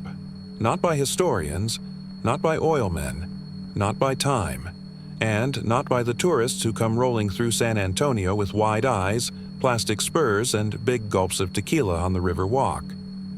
They come for history, they say, to remember the Alamo, even if they don't really know what happened there. They walk through that stone chapel with reverence, whispering under breath like it's a church, like ghosts can't hear whispers.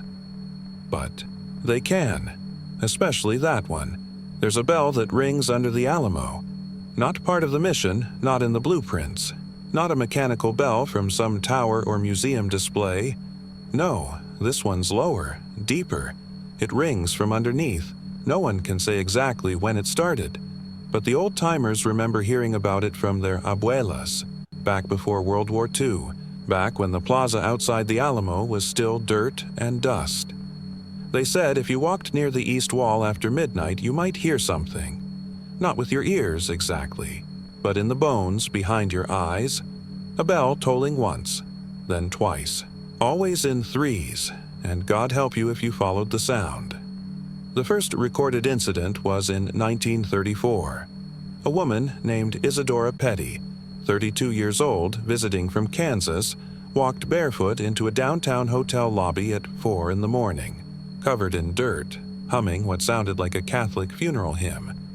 She couldn't remember her name, or where she'd been, but she kept whispering, "The bell's under the bones. I saw the cross. It was wrong side up." She died 3 days later of a seizure in a sanitarium. Her fingernails were packed with rich soil. Not from anywhere near San Antonio, but a match. Was later found in a prehistoric dig site in Veracruz, Mexico. Some say it's a coincidence, a delusion, mass suggestion. But ask the groundskeepers.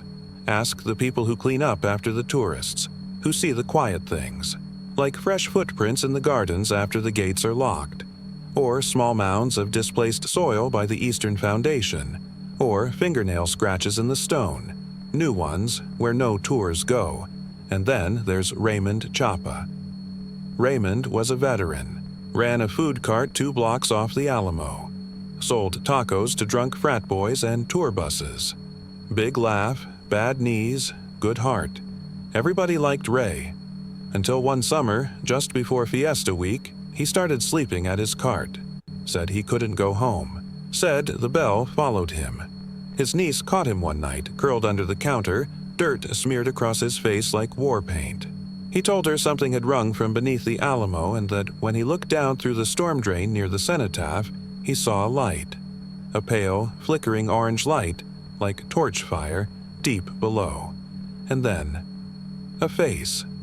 The face, he said, was smiling, but not with its mouth, with its eyes. He started digging behind his cart. Wouldn't stop. Dug through concrete, through gas lines.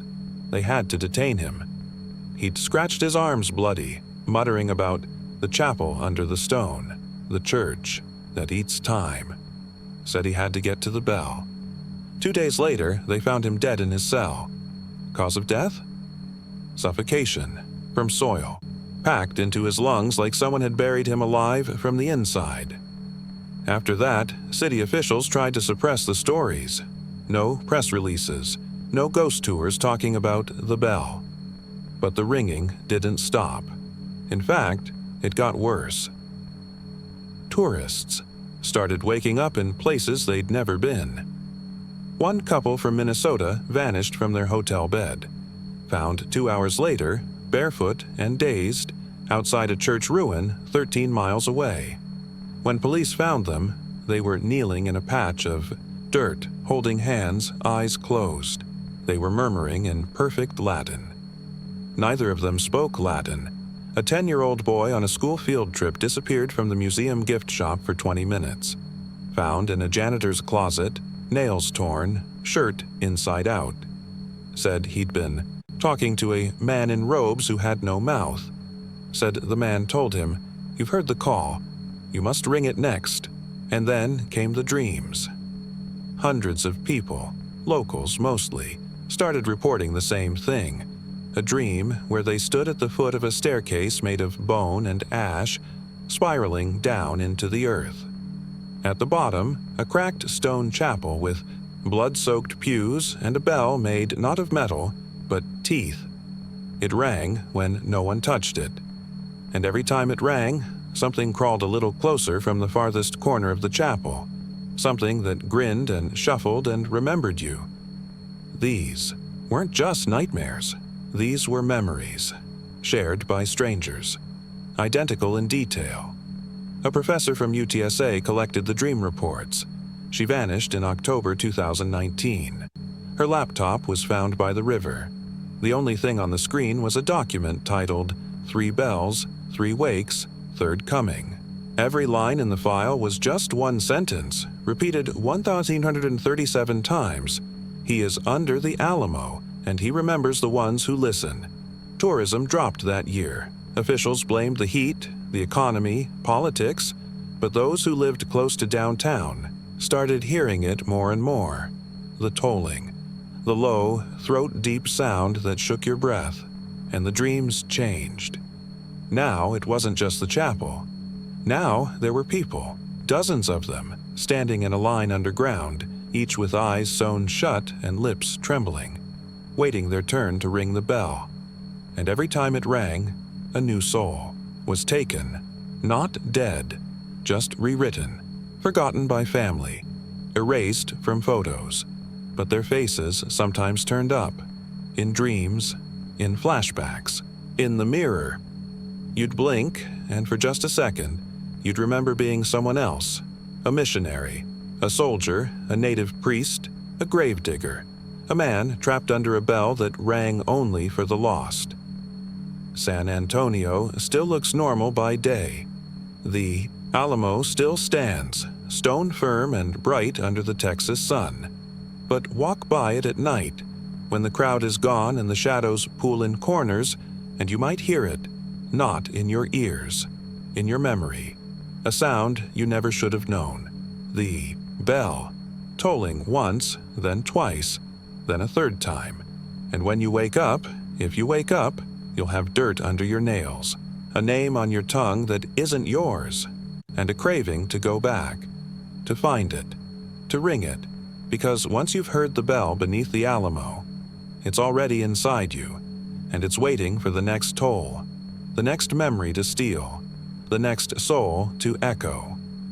Don't listen, don't follow, don't remember.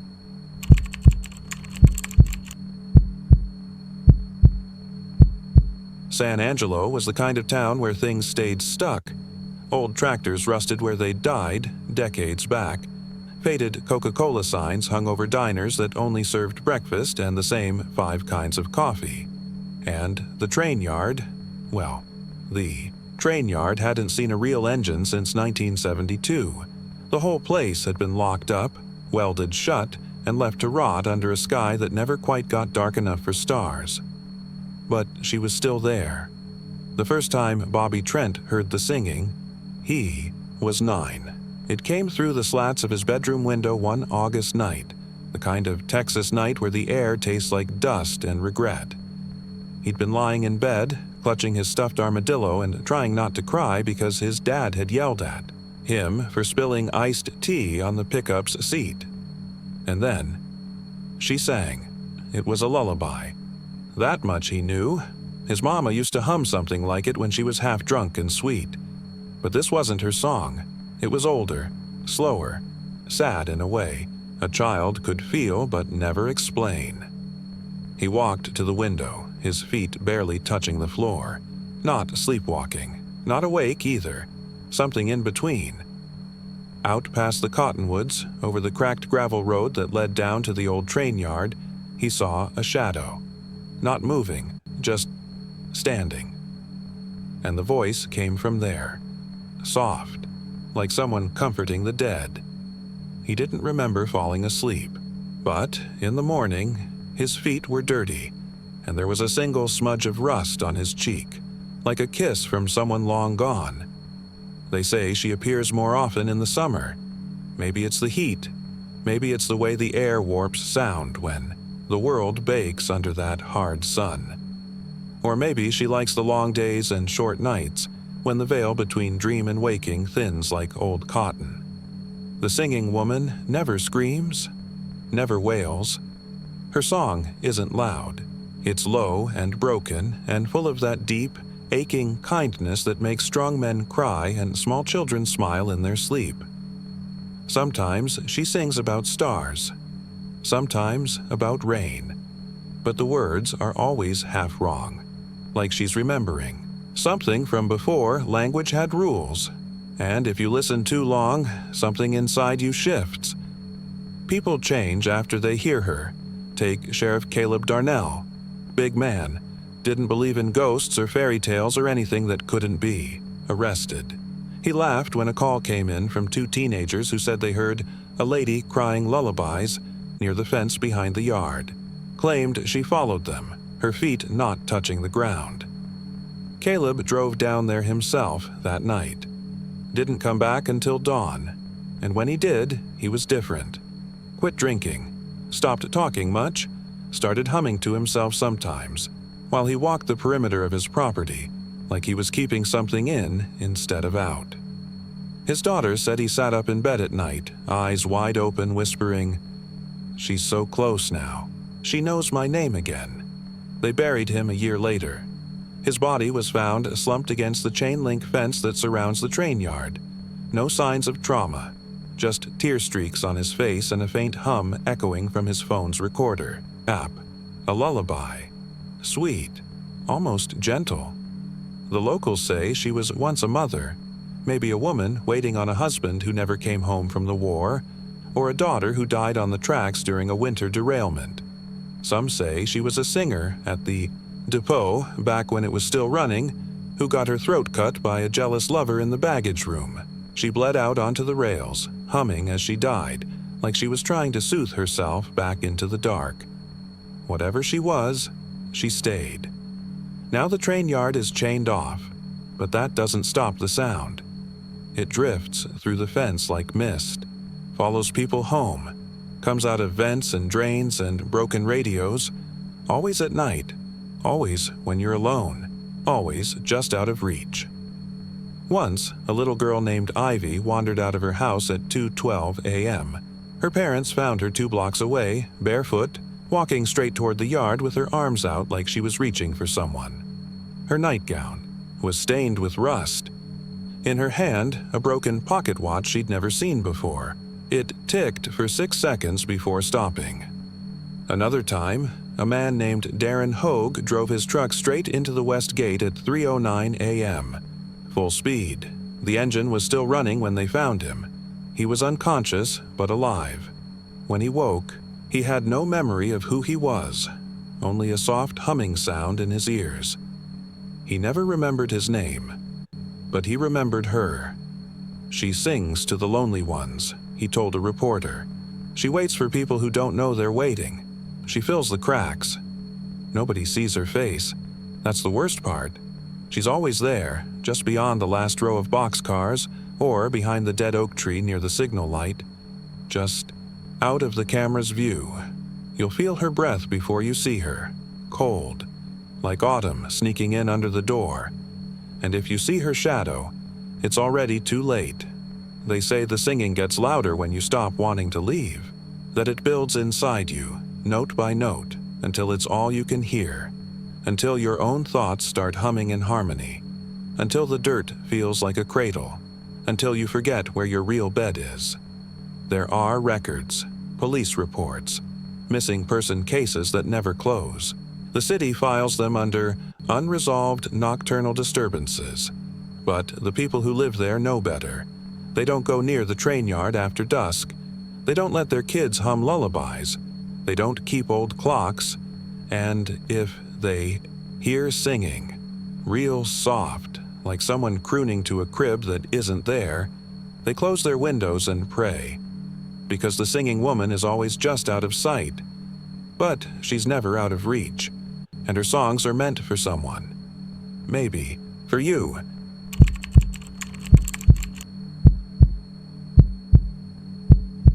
They come out after sunset, just as the heat finally slips from the rocks and the sky turns the color of dying coals.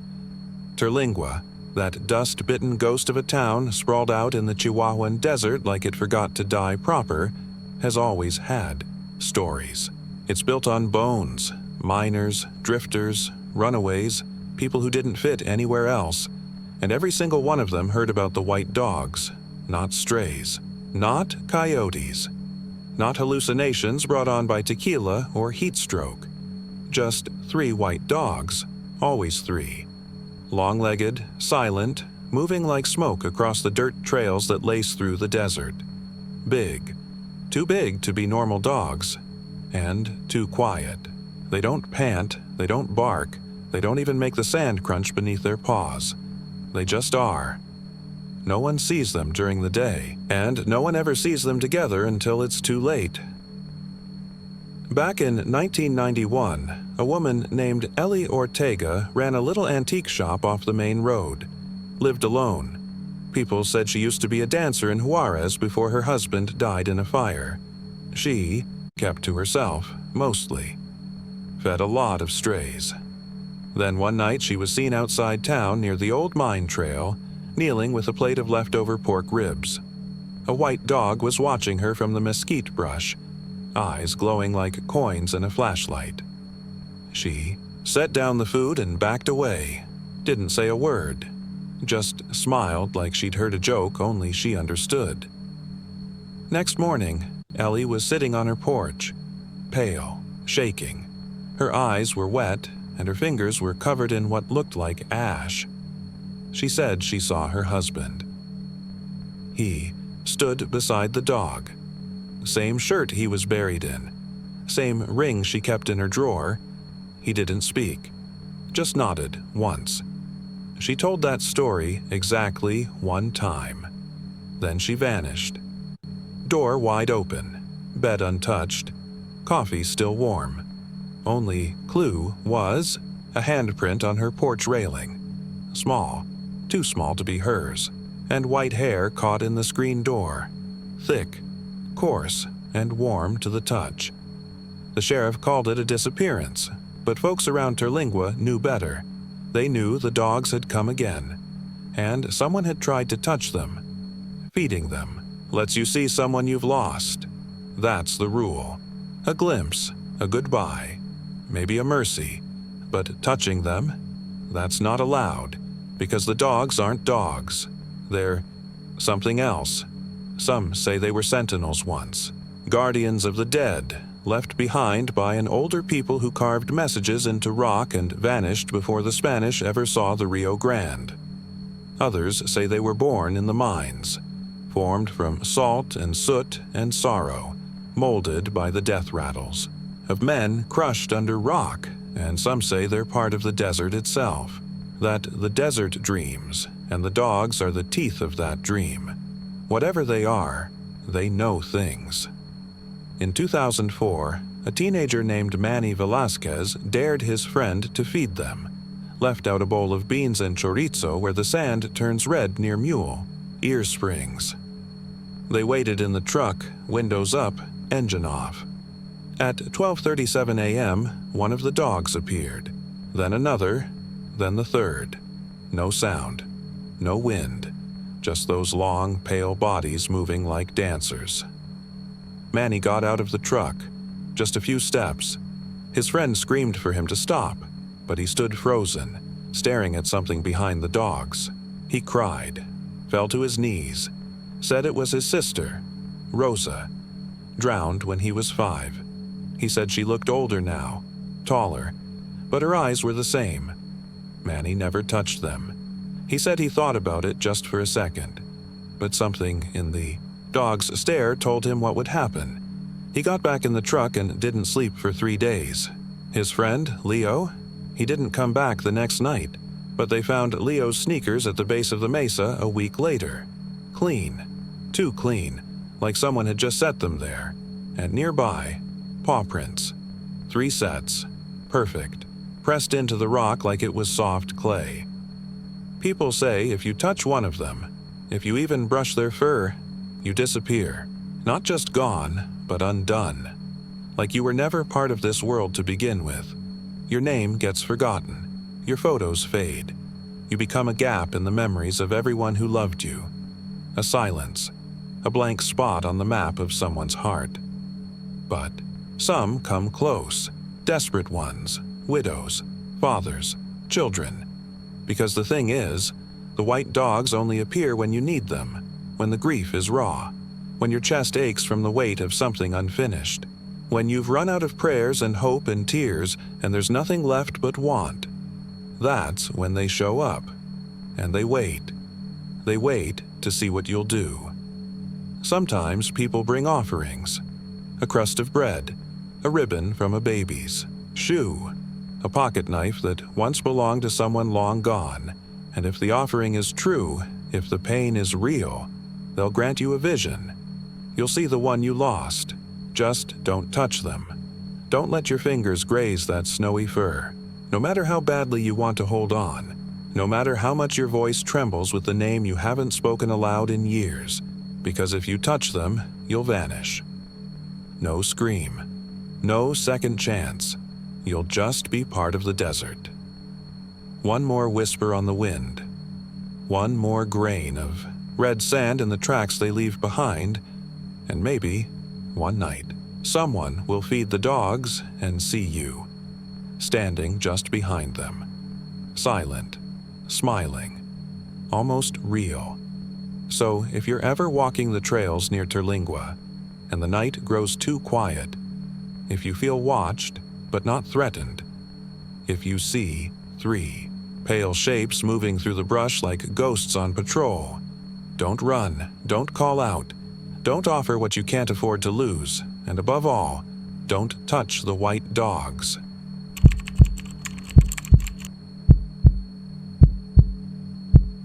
It showed up on a Thursday. That's important somehow. Not a Friday night or a Sunday morning, not one of those days with history or magic behind it. Just a plain old Thursday in late October. Leaves still clinging to the trees like tired hands, and the cold hadn't bitten the bones of East Texas yet. The kind of day that feels gray no matter what the sky looks like. It sat where nothing had ever been before. Just past mile marker 73 on County Road 17, tucked between 2 stretches of pine so thick they pressed like closing hands. Folks passed by there every day. Delivery trucks, sheriff's cruisers, farm boys in lifted pickups. They knew that road like they knew the backs of their own dry, sun-cracked hands. But that Thursday, there it was. A diner. Chrome shell, red. Vinyl booths visible through the big glass windows, a flickering neon sign that said, Millie's in bubblegum cursive. And it was open. You might think someone would have noticed a new building going up out there. But no one did. Not the mailman. Not the locals who hunted deer in those woods every season for 30 years. And when the county clerk checked the permits, there weren't any. No record of zoning, construction, not even a power hookup. But the lights were on. The parking lot, fresh asphalt, still hot beneath the boots, had no oil stains. No leaves, nothing. Clean as sin. The first one to go in was Tommy Greeley. 17, drove his daddy's truck too fast, chewed too loud, and didn't believe in anything except girls and football. He saw the diner around 10:30 at night on his way back from dropping off a girl who wouldn't kiss him. Hunger made the decision. Later, folks would say he looked wrong when he came back. Eyes glassy, pale, talking soft like a man who saw the inside of a tornado and liked what he found. "Best damn cherry pie I ever had," he kept saying. "And the waitress knew my name. Didn't even ask. People figured it was a prank. Viral. Marketing. A stunt." That's how the world works now. Nothing can just be. It has to be for something. But folks kept stopping, and they kept coming back with stories about the pie, about the coffee, black and smooth as wet stone, about how familiar it all felt, like walking into a place you used to dream about, and the menu, always laminated. No stains, no fingerprints, but no food, just names. At the top, etched in careful handwriting, was the phrase, "Tonight's specials." Below it, names. Real ones, local ones, first and last. Names of people still living, and names of people who'd been dead for years. You'd find your old high school teacher listed between a long-haul trucker and a girl who drowned in the lake back in '92. You'd find the name of your sister, your neighbor, your dentist, your own name, sometimes with a date beside it, sometimes with a price. The waitress, Millie, or so her tag said, was always friendly. Middle-aged, blonde maybe, or brunette, depending on the light. Eyes too green, smile too wide. She didn't blink much, and she never answered questions. If you asked her about the menu, she just said, "It's what the cook's making tonight." There was no cook. No one ever saw one, anyway. But orders still came. Always hot, always perfect. A slice of pie that tasted like summers you never had. A grilled cheese that made you cry for reasons you couldn't name. Pancakes that smelled like your grandmother's kitchen at dawn, even if your grandmother died before you were born. People kept eating, and the names kept changing. A man named Perry Thompson, retired, diabetic, widowed, stopped in one night for a milkshake. Found his wife's name on the menu, Kathleen Thompson. Died in 2003. Cancer. He ordered her. Just to see, Millie brought him a glass of sweet tea with 2 lemon wedges. Kathleen's favorite. He died in his sleep that night. Smiling. No signs of struggle. Just a note on the nightstand that read, "Thank you." But not all the endings were that neat. Mara DeWitt, age 23, went in one night and saw her brother's name.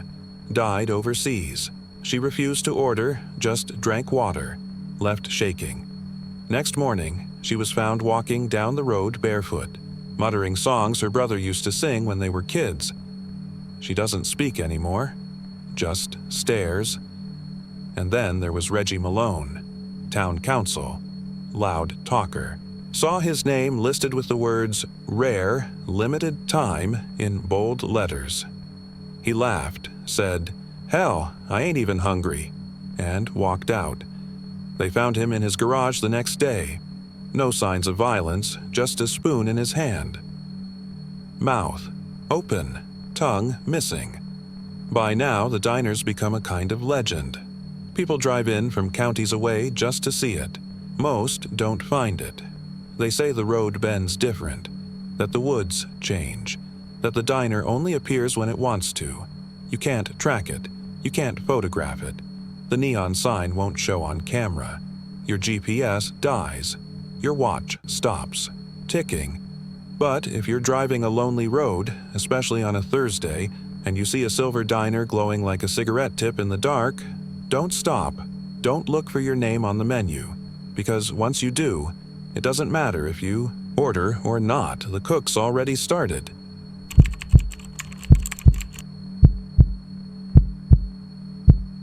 It always begins with the thunder. Not the regular kind that rolls in lazy from the west, dragging a storm behind it like a drunk dragging his bad decisions. No, this thunder comes all at once. Crack, like God snapping his fingers too close, to your ear. It starts at exactly 9:12 p.m. on June 21st every year without fail, and it hits like a punch in the chest. A dry night turns wet, fast. The rain slaps down with angry hands, and just for a second you can smell something strange on the wind. Burnt hair, maybe. Or electricity. Or the moment before something terrible happens. Most folks in Nacogdoches don't talk about it. Don't need to. They just know. The week leading up to June 21st, people start canceling plans. Stores close early. Gas stations turn off their lights. Kids don't ride their bikes. Teenagers stop sneaking out. The town goes still. Heavy. Like a stage set just before the curtain rises on a play everyone's already seen too many times, and they all lock their doors. It's not superstition. It's survival. Because if you're out when the thunder hits, if you're outside when the rain starts, you become part of it. You repeat. Every year, someone forgets, or pretends not to believe, or wants to be brave, and every year they vanish. But you still see them. They show up again during the night. At first, it's just the storm. Thunder, rain, lightning so bright it blinds through your eyelids. Then the power cuts. Not flickers, cuts. Street lamps, porch lights, televisions, everything. Dead. And then the screaming starts, always the same. Male voice, rough and panicked. "Let me out!" Then a second scream, higher, sharper, a woman. Just one word. "Stop!" Then silence. Except the storm and the music box. Nobody knows where the sound comes from, but it's there. A tinny little jingle, faint at first, then louder. Not a real tune, just the kind of music box sound you'd expect to find in the bottom of a burned-out nursery, still turning after everything else is ash. Some say it comes from the woods outside town. Others swear it's under the old courthouse, sealed in the dirt. A few think it's in the walls of the Henderson house on Pine Street, where the woman in the window waits. She's always there. Every June 21st, sometime between 10 o'clock and 10:30 p.m., the rain will ease just enough, and if you look up at the second-floor window of that rotting colonial house with the ivy-choked fence, you'll see her, pale, bare-armed, hair hanging down like a wet veil, and she's watching. Not moving. Just watching. They say she blinks in reverse. That her mouth doesn't open when she screams. It unhinges.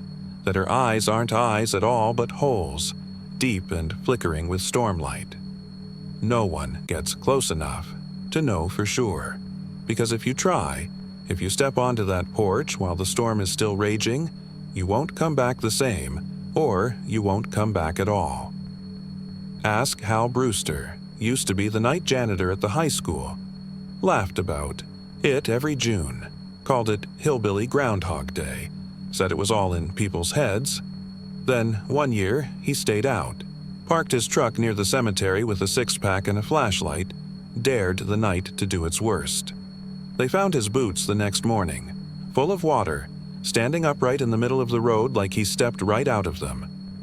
Hal never came back.